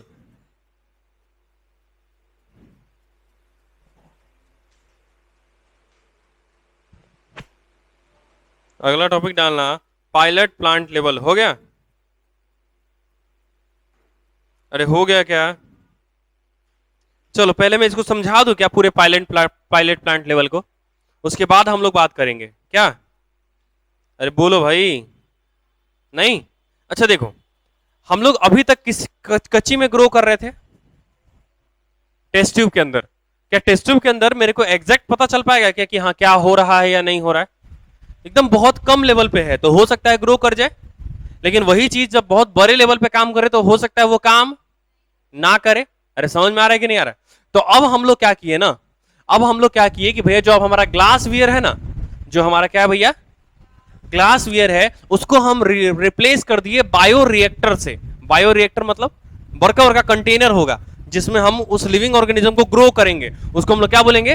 Bio reactor. क्या बोलेंगे हम लोग उसको? अरे बोलो क्या बोलेंगे हम लोग उसको? समझ रहे हो भाई? फिर हम लोग अब उसको क्या बोलने वाले हैं? Bio reactor. समझ रहे हो?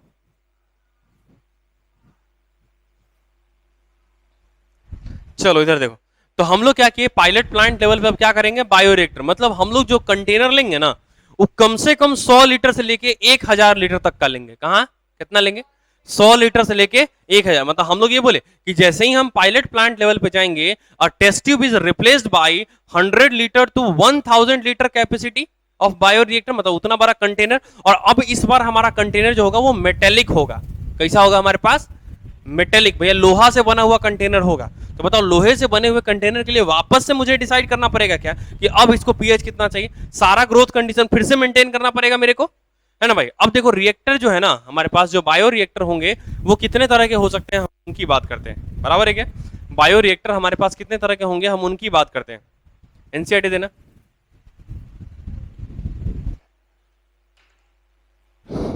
कोई भी जाने। एनसीईआरटी आप पढ़ रहे हो क्या?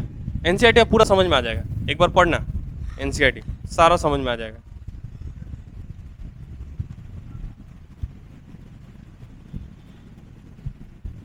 एक बार एनसीईआरटी को वापस से पढ़ना भैया, अब समझ में आ जाएगा। अच्छा एनसीईआरटी का डायग्राम वगैरह जो है ना सब इंपॉर्टेंट होता है, ठीक है भाई? अरे एनसीईआरटी का जो डायग्राम वगैरह होता है वो सब इंपॉर्टेंट होता है, वो अपन सब देखेंगे, ठीक है भाई? ऐसा नहीं करना कि भैया डायग्राम वगैरह छोड़ देना, ठीक है? चलो तो हम लोग थोड़ा सा समझाते हैं कि क्या हो सकता है और क्या नहीं हो सकता है। क्लियर है? समझना, समझो। एक हो सकता है कि भैया हमारे पास, सबसे पहले तुम क्या करो, कंडीशन डालो, ठीक है भाई? हमने क्या किया ना भैया, इसके अंदर हम अपने सेल को कल्चर कर रहे हैं ना भैया, कल्चर। अच्छा एक बात बताओ, अगर हम इसको, इसका दो कंडीशन हो सकता है कि इसको हम सॉलिड में कल्चर करें, और दूसरा कंडीशन होगा कि हम इसको लिक्विड में कल्चर करें। दो तरह का कल्चर हो सकता है, क्या क्या? एक तो सॉलिड में कल्चर करो और एक होता है लिक्विड में कल्चर करो। तो सॉलिड और लिक्विड में कल्चर करेंगे तो हम लोग क्या क्या बोलेंगे, जरा बताओ जरा। सॉलिड और लिक्विड में जब हम कल्चर करेंगे तो हम लोग उसको क्या बोलेंगे? देखना, सॉलिड और लिक्विड में क्या होता है समझना जरा। एक होता है हमारा सपोर्ट ग्रोथ सिस्टम और एक होता है हमारा सस्पेंडेड ग्रोथ सिस्टम। क्या होता है हमारे पास? दो तरह का होता है, एक होता है सपोर्ट ग्रोथ सिस्टम और एक होता है सस्पेंडेड ग्रोथ सिस्टम। तो समझना क्या होने वाला है, हम लोग क्या बात कर रहे हैं समझना। अगर ये मान लो हम इसको लिक्विड रखते हैं, क्या बोल रहे हैं हम लोग, इसको लिक्विड रखते हैं, तो हमारा जो भी सेल होगा वो अंदर की तरफ डूबा हुआ होगा ना भाई? अरे वापस से बोलो, हम लोग मीडियम कैसा रखे हैं? लिक्विड। तो जो भी हमारा सेल होगा वो अंदर की तरफ डूबा हुआ होगा कि नहीं होगा ऊपर से? अरे होगा कि नहीं होगा? तो ये हो गया हमारा सस्पेंडेड ग्रोथ सिस्टम, सस्पेंड हो गया है अंदर। अरे ये हमारा कैसा हो गया? सस्पेंड। अच्छा एक बात बताओ, क्या यहां वाले सेल को ऑक्सीजन चाहिए या नहीं चाहिए? क्या यहां वाले सेल को ऑक्सीजन, अब बताओ क्या लिक्विड से यहां तक ऑक्सीजन पहुंच पाएगा या नहीं पहुंच पाएगा? नहीं पहुंच पाएगा। तो उसके लिए मुझे क्या करना पड़ेगा? इसको लगातार घुमाते रहना चाहिए मेरे को। अरे नहीं समझ में आ रहा? अगर हम इसको लगातार रोटेट कर रहे हैं इस तरह से, तो मीडियम रोटेट होते रहेगा अंदर अंदर। अरे जगह बनते रहेगा, ऑक्सीजन जो ऊपर है वो नीचे जाएगा, नीचे वाला सामान ऊपर आएगा। अरे समझ में आ रहा है कि नहीं आ रहा है? अरे आ रहा है कि नहीं आ रहा है? मतलब अगर लिक्विड वाला सिस्टम हुआ तो उसको लगातार रोटेट करने की जरूरत है या नहीं है? है। लेकिन अगर तुम सोचो, अगर हमारे पास एक कंटेनर है और हम इसमें मान लो अगरोज जेल डाल दिए, क्या डाल दिया हमने इसमें? अगरोज जेल। बताओ क्या ये जम जाएगा क्या? अरे बोलो ये जमेगा कि नहीं जमेगा? अच्छा जमेगा तो इसमें पोर रहेगा कि नहीं रहेगा? रहेगा ना। तो मान लो कि अगर बैक्टीरिया यहां पे है तो क्या ये डूबते डूबते अंदर जा सकता है क्या? कैसे जाएगा रे बोले लड़की, सॉलिड है ना रे इसमें, तो भैया ये यहीं पे रहेगा। तो बताओ ये सपोर्ट ग्रोथ सिस्टम है या सस्पेंडेड? सपोर्ट मतलब जहां है वही रहेगा, है ना भाई? तो ये सपोर्ट ग्रोथ सिस्टम है या सस्पेंडेड ग्रोथ सिस्टम है? तो भैया ये कैसा है हमारा, जब सॉलिड में, जब हम सॉलिड मीडियम लेंगे तब हमारे पास क्या है, सपोर्ट ग्रोथ सिस्टम, और जब लिक्विड मीडियम लेंगे तब क्या है, सस्पेंडेड ग्रोथ सिस्टम। वापस से बोलो, जब हम लोग सॉलिड मीडियम लेंगे तो सपोर्ट ग्रोथ सिस्टम, और जब लिक्विड लेंगे तो सस्पेंडेड ग्रोथ सिस्टम। अब देखना, अब अगरोज जेल में एक खासियत होती है ना कि भैया इसके अंदर पोर होता है पूरा हर जगह तक। अरे होता या नहीं होता? तो बताओ क्या ये ऑक्सीजन आराम से इस पोर से घुसते चला जाएगा क्या हर सेल तक? अरे इधर इधर सब हर सारे सेल तक पहुंच जाएगा क्या? बताओ क्या इसको रोटेट करने की जरूरत है क्या बार बार? नहीं, इसको रोटेट करने की जरूरत नहीं है। तो समझ में आया कि रोटेट करने की जरूरत किसको है और किसको नहीं है। अगर लिक्विड हम लोग लेते हैं तो उसको रोटेट करने की जरूरत है, और अगर हम लोग सॉलिड लेते हैं तो इसको रोटेट करने की जरूरत नहीं है, वो अपने आप ऑक्सीजन सब जगह ले लेगा। तो हम किसको प्रीफर करेंगे, लिक्विड को या सॉलिड को? अरे हम प्रीफर करेंगे सॉलिड को। लेकिन दूसरा पॉइंट ऑफ व्यू सोचे, अब मान लो कि मुझे इस कंटेनर का डिजायर प्रोडक्ट निकालना है। अरे मेरा इंसुलिन इसके अंदर बना होगा कि नहीं बना होगा, मुझे निकालना है, तो मैं कैसे निकालेंगे? देखो ई निकालना होगा तो इसके लिए कुछ नहीं करेंगे, यहाँ से वो छेद कर देंगे, नल लगा देंगे साले को।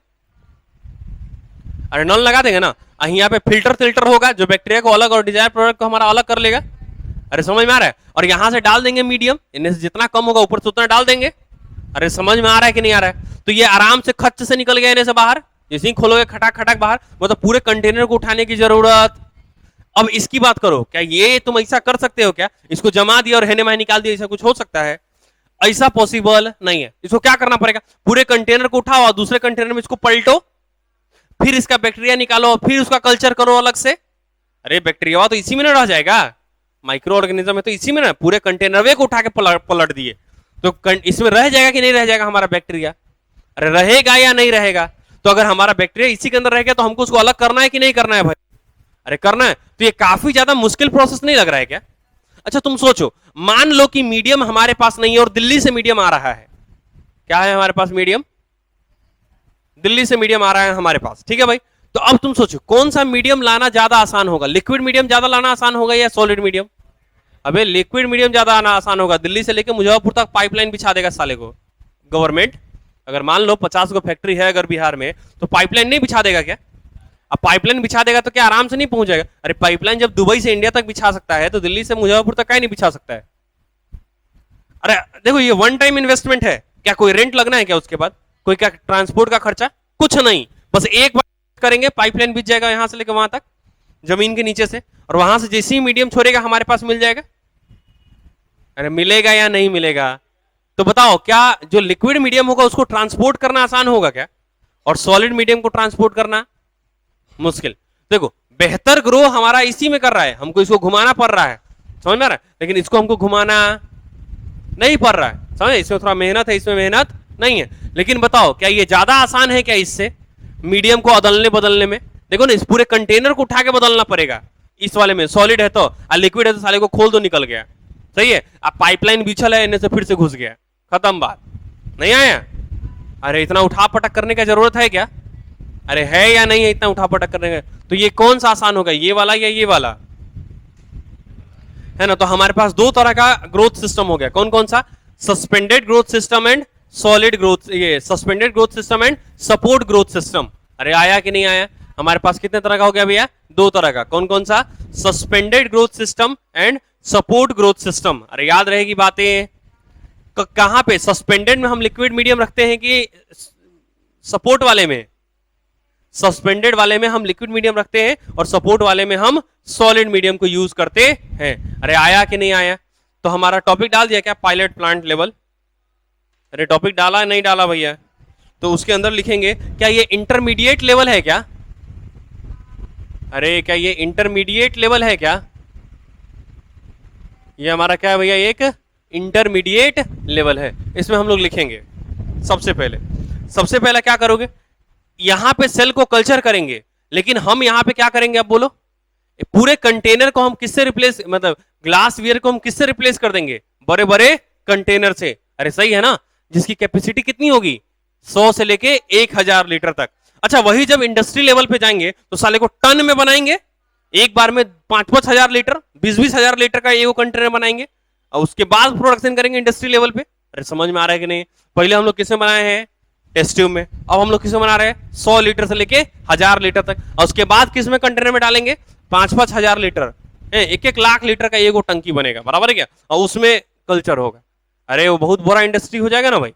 अरे आया नहीं आया, अब उतने बड़े इंडस्ट्री बनाने के बाद अगर मान लो हम सक्सेसफुल नहीं हुए तब बर्बाद हो जाएंगे ना। इसलिए अच्छा है ना कि इंटरमीडिएट लेवल पे फेल हो जाए अगर होना होता। अरे आया नहीं आया। अच्छा, इंटरमीडिएट लेवल पे इतना प्रोडक्शन तो हो ही जा रहा है ना कि जब हम रेट डिसाइड करें कि हमको कितना खर्चा लगा और इस दवा का रेट होना कितना चाहिए, चाहे इस प्रोडक्ट का रेट होना कितना चाहिए, क्या हम ये डिसाइड कर सकते हैं या नहीं कर सकते इस जगह पे, तो हम इस जगह पे कर सकते। लेकिन यही हम लोग रेट डिसाइड क्या छोटका लेवल पे कर सकते थे क्या? अरे 200 रुपए खर्चा हुआ, दवाई का नाम 100 रुपए थोड़ी रख सकता है। अभी इतनी सी ना मीडियम लगा, इतनी सी ना बैक्टीरिया लगा, तरीके से ना प्रोडक्ट मिला। नहीं समझ में? अगर हमारे अब जब 1000 लीटर में प्रोडक्शन हो रहा है तो हमारा डिजायर प्रोडक्ट ज्यादा मिलेगा, और जब ज्यादा डिजायर प्रोडक्ट मिलेगा तो हम लोग क्या करेंगे अब? अरे अब हम लोग क्या करेंगे जब हमारे पास ज्यादा डिजायर प्रोडक्ट मिलेगा? तो अब हम वहां पे रेट डिसाइड करेंगे, वहां पे हमको रेट डिसाइड करना आसान हो जाएगा कि हमारा खर्चा कितना हुआ। और अच्छा, इंडस्ट्री लेवल पे जाएंगे तो वो खर्चा और कम पड़ेगा। समझ आ रहा है? मतलब इंडस्ट्री लेवल पे जाने के बाद ये फिक्स हो जाएगा ना कि पायलट प्लांट लेवल अगर हम रेट 5 रुपए रखे हैं तो इंडस्ट्री लेवल पे जाने के बाद वो 4.5 रुपया होगा, 5.5 नहीं होने वाला है। समझ में आ रहा है क्या? क्योंकि वो और बड़े पैमाने पे होगा ना भाई, तो उसका रेट और कम लगेगा। समझ में आ रहा है कि नहीं आ रहा है? तो ये हमारी बात है। तो इसमें लिखेंगे, तो अपन इसमें लिखेंगे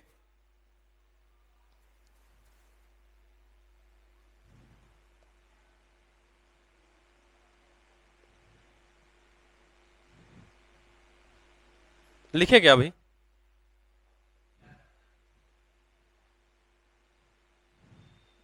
चलो लिखते हैं ऐसे भी।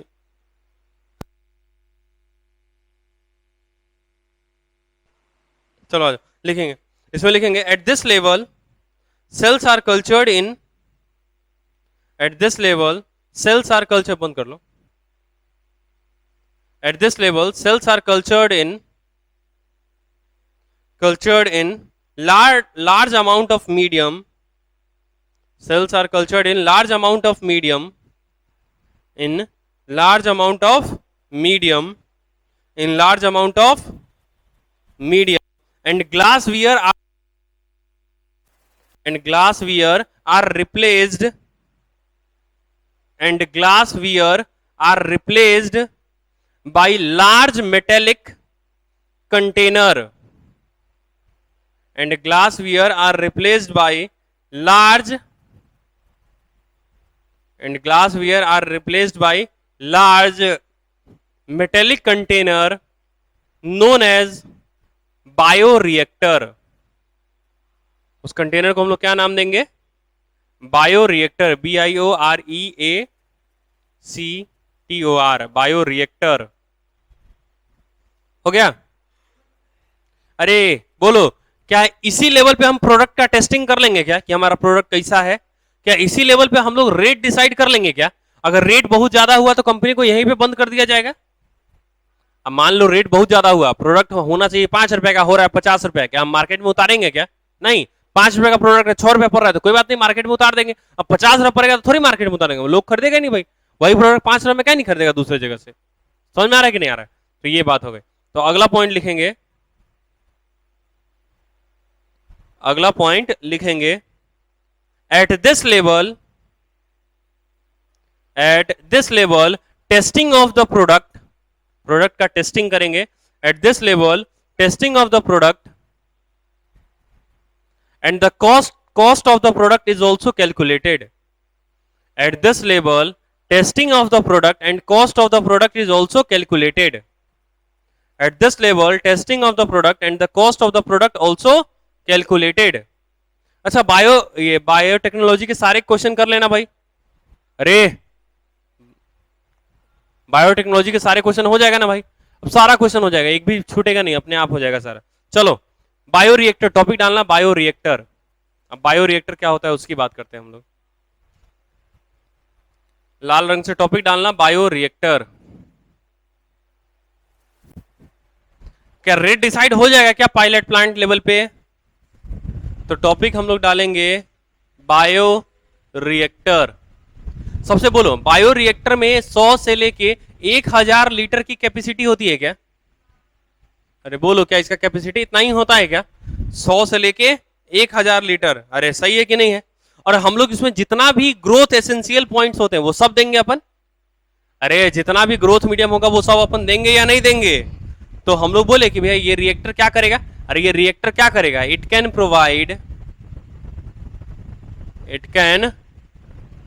Provide all essential growth, all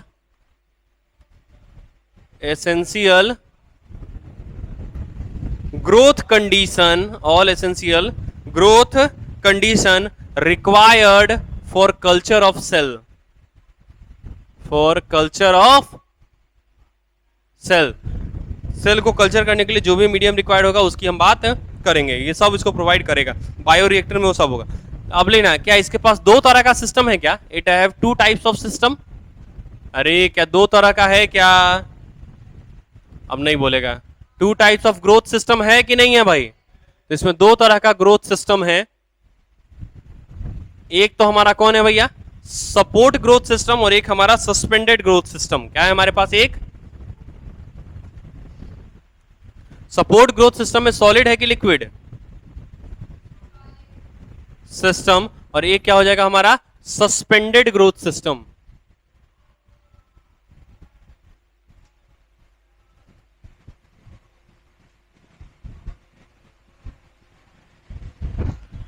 ठीक है, तो दो हो गया हमारा, support growth system and suspended growth system. बताओ किसमें तुम सॉलिड मीडियम लोगे और किसमें लिक्विड मीडियम लोगे? जल्दी बोलो। अरे इसमें सॉलिड या इसमें सॉलिड? इसमें सॉलिड लेंगे ना, तो इसमें पॉइंट लिखेंगे।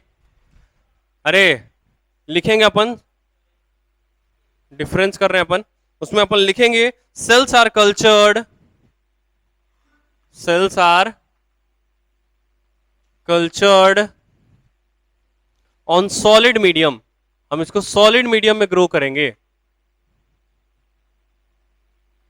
हम इसको सॉलिड मीडियम में ग्रो करेंगे। अच्छा, सॉलिडिफाइड मीडियम कैसे बनेगा? अरे सॉलिड मीडियम कैसे बनेगा? सॉलिड मीडियम कैसे बनेगा भाई? अरे बनेगा ना भाई, अगरोज जेल से बनाएंगे ना। ये हमारा नॉर्मल पॉइंट हो गया, और हम इसके बारे में लिख रहे हैं, ये सॉलिड मीडियम के बारे में लिख रहे हैं। अगरोज जेल का करेंगे ना भाई, तो लिखेंगे इसमें। अच्छा देखो, सस्पेंडेड वाले में अगरोज जेल नहीं होगा, उसमें बस अगरोज जेल होगा, बस इतना ही ना होगा, इसके अलावा कुछ होने वाला है क्या? तो हम लोग बोले कि सिर्फ अगरोज जेल का डिफरेंस होगा सस्पेंडेड और सपोर्ट ग्रोथ सिस्टम के बीच में। अरे बोलो ना, नहीं बोलोगे?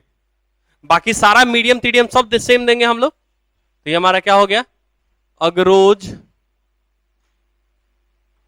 का डिफरेंस होगा, डिफरेंस होगा सपोर्ट और एंड सस्पेंडेड ग्रोथ सिस्टम में। बराबर, इस तरफ नॉर्मल पॉइंट लिखेंगे। ये हो गया भैया, अगरोज का डिफरेंस होगा। बस देखो सब कुछ मीडियम हमसे, अब ऐसा थोड़ी कि इसका पीएच बदल दोगे चाहे उसका पीएच बदल दोगे, इसका टेम्परेचर बदल दोगे चाहे उसका टेम्परेचर बदल। अरे टेम्परेचर तुम बदल सकते हो क्या किसी का? अरे यहां पे तुम टेम्परेचर बदल सकते हो क्या किसी का? नहीं। अगर इसको 50 डिग्री चाहिए तो इसको भी 50 डिग्री चाहिए, सेम टेम्परेचर चाहिए, तभी ना वही बैक्टीरिया है। तो बस डिफरेंस किसका होगा? अगरोज जेल का डिफरेंस होगा सपोर्ट और सस्पेंडेड ग्रोथ सिस्टम में। ये अगरोज का होगा। हाँ तो चलो, इसको हम किसमें कल्चर करेंगे भैया? सेल्स आर कल्चर्ड, बोलो कल्चर्ड इन लिक्विड। अच्छा समझ रहे हो क्या? इन और ऑन क्यों लिखा हूं भाई? पानी में और सॉलिड के ऊपर, इसलिए ऑन इन। समझ में आ रहा है क्या? सपोर्ट सस्पेंडेड, कोई दिक्कत? याद रहेगा? अरे बोलो ना, अब बोल भी नहीं करेगा। अब बताओ क्या इसके में किसी रोटेशन की जरूरत है क्या? जब हम अगरोज जेल डाले हैं तो इसको बैठ के रोटेट करते रहेंगे ऑक्सीजन के लिए? अरे करेंगे ना? नहीं करेंगे? नहीं करेंगे ना पक्का? तो हम लोग ये बोले कि भैया इसमें रोटेशन की जरूरत है या नहीं है? अरे सपोर्ट वाले में रोटेशन की जरूरत है या नहीं है? तो हम लोग बोले कंटिन्यूअस रोटेशन और एजिटेशन। समझ में आ रहा है एजिटेशन का मतलब क्या है यहां पे? एजिटेशन ऑफ मीडियम समझ में आ रहा है कि नहीं आ रहा है भाई? अरे मीडियम को घुमाते रहना इज एजिटेशन। अरे तुम उसको रोटेशन बोलो चाहे उसको एजिटेशन बोलो, बताओ बराबर है। मीडियम को हमेशा घुमाते रहे तो हम उसको क्या बोलेंगे? एजिटेशन। इज रिक्वायर्ड कि नॉट रिक्वायर्ड? इसमें हम घुमाएंगे या नहीं घुमाएंगे? Not required. इसमें नॉट रिक्वायर्ड। और इसमें रिक्वायर्ड कि नॉट रिक्वायर्ड? इसमें इट इज रिक्वायर्ड। अब अभी मत बोलना कि क्या रिक्वायर्ड, इसका डिफरेंस है भैया। समझ में आ रहा है क्या? दोनों को कंपेयर है ना कर रहे हैं हम। तो यहां पे क्या भैया कंटिन्यूअस रोटेशन नहीं चाहिए, इसमें रोटेशन चाहिए। अगला लिखेंगे इसमें अपन, अगला लिखेंगे हम लोग। अच्छा बताओ किसको पाइपलाइन से ट्रांसपोर्ट करना मुश्किल है, सॉलिड को कि लिक्विड को? है मुश्किल है। हाँ तो हम लोग क्या बोले? It is difficult to transport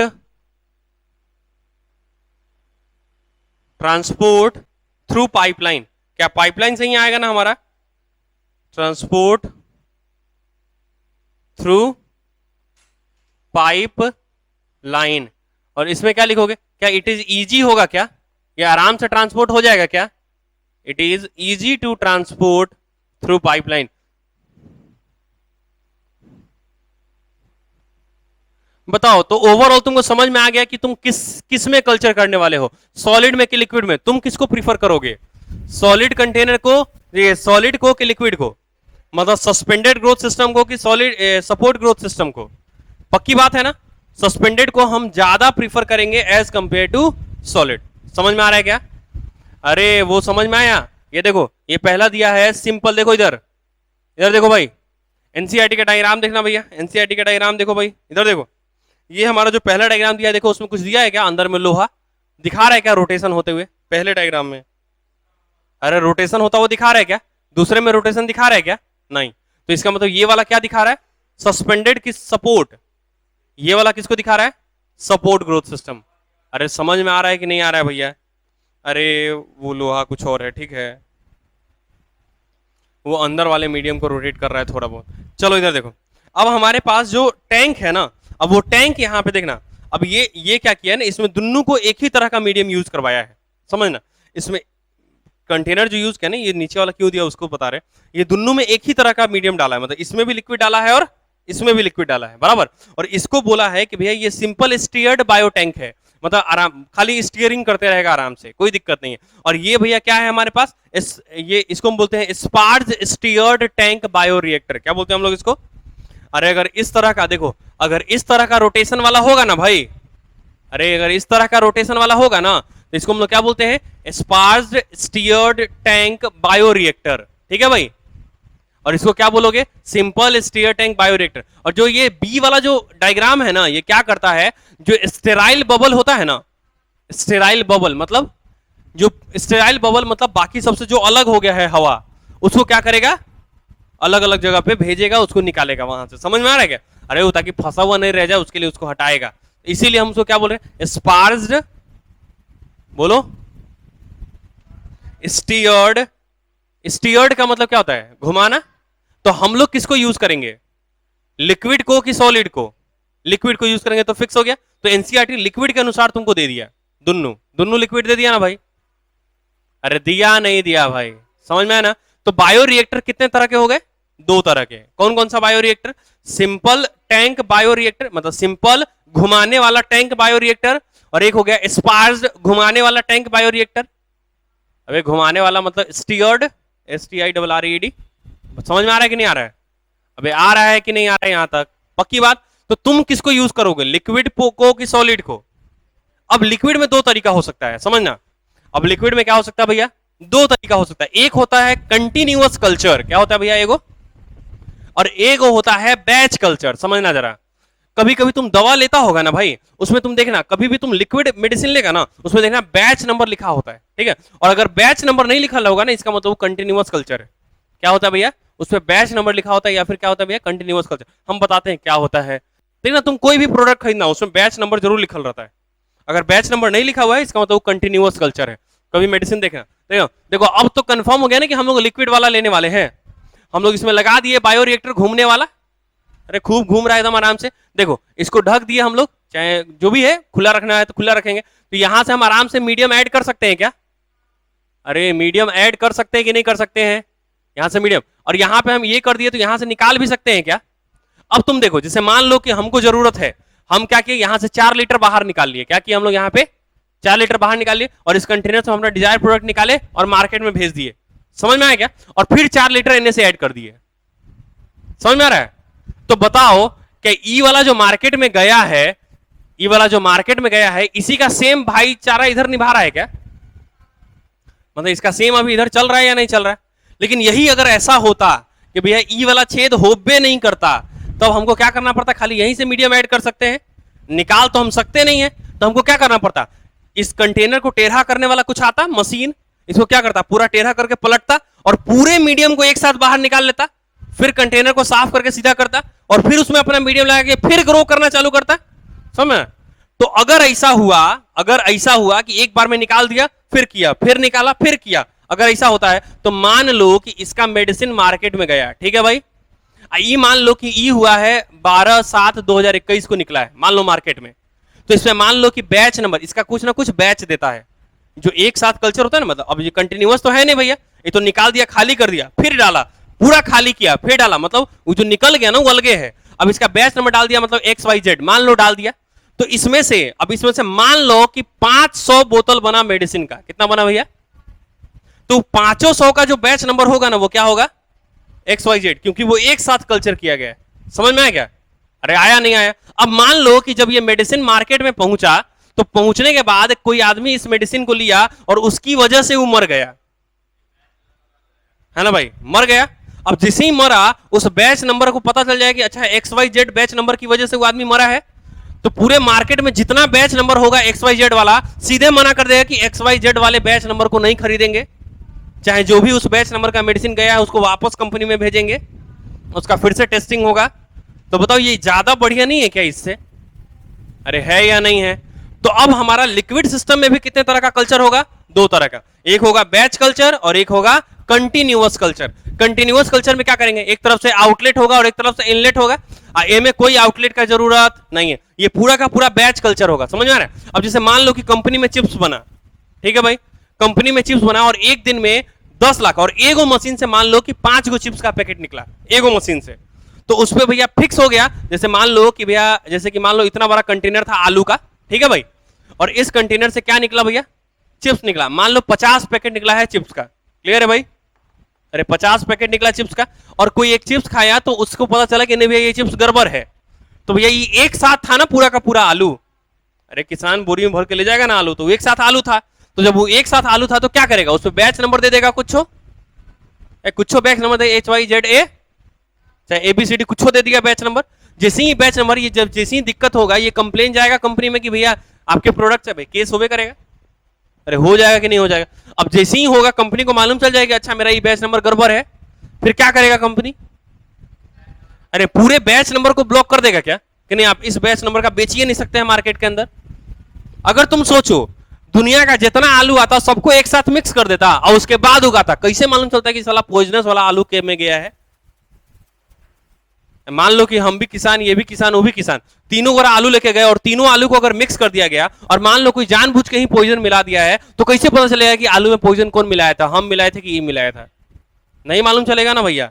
चाहे हम लोग फिर अलग भी नहीं कर पाएंगे ना। अरे जब एक साथ आलू था तो मालूम चल जाएगा ना अच्छा ये वाला आलू खराब था, उसका जितना भी बैच नंबर होगा सबको खत्म कर देगा, सबको डिकम्पोज करके बात बराबर कर देगा। अरे बोलो भाई, तो कौन सा ज्यादा अच्छा है? बैच कल्चर ज्यादा अच्छा है या कंटिन्यू? तो जहां भी पैकेट पे बैच नंबर लिखा मिल जाए ना, समझ जाना कि बैच कल्चर में किस तरह किया होगा। क्लियर है भाई? आया नहीं आया? अरे कोई दिक्कत है क्या यहां तक? बोलो भाई, यहां तक कोई तकलीफ? तो हमारे पास कल्चर कितने तरह का हो जाएगा भाई? सर आ गए क्या? ठीक है। तो तुमको समझ में आया ना कि हम लोग कल्चर कितने तरह से कर सकते हैं? अरे कितने तरह से कल्चर किया जा सकता है, आया नहीं आया भाई? चलो फिर अभी करते हैं अपन।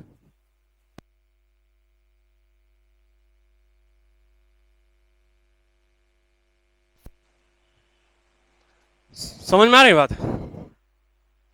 अरे यहां तक क्लियर है क्या?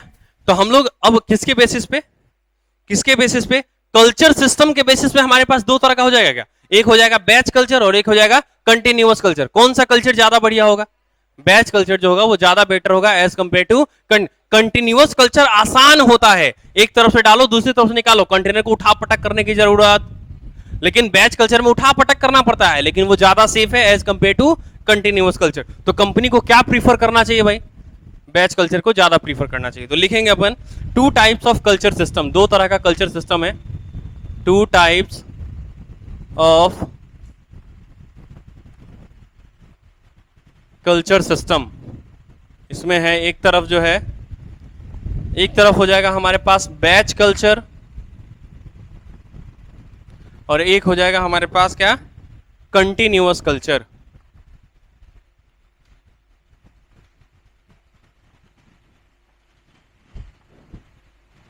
चलो यहां तक कर लेना, यहां तक कर लेना और इसके बाद फिर अपन आगे बात करेंगे, ठीक है भाई? अरे हो जाएगा ना यहां तक? क्लियर है?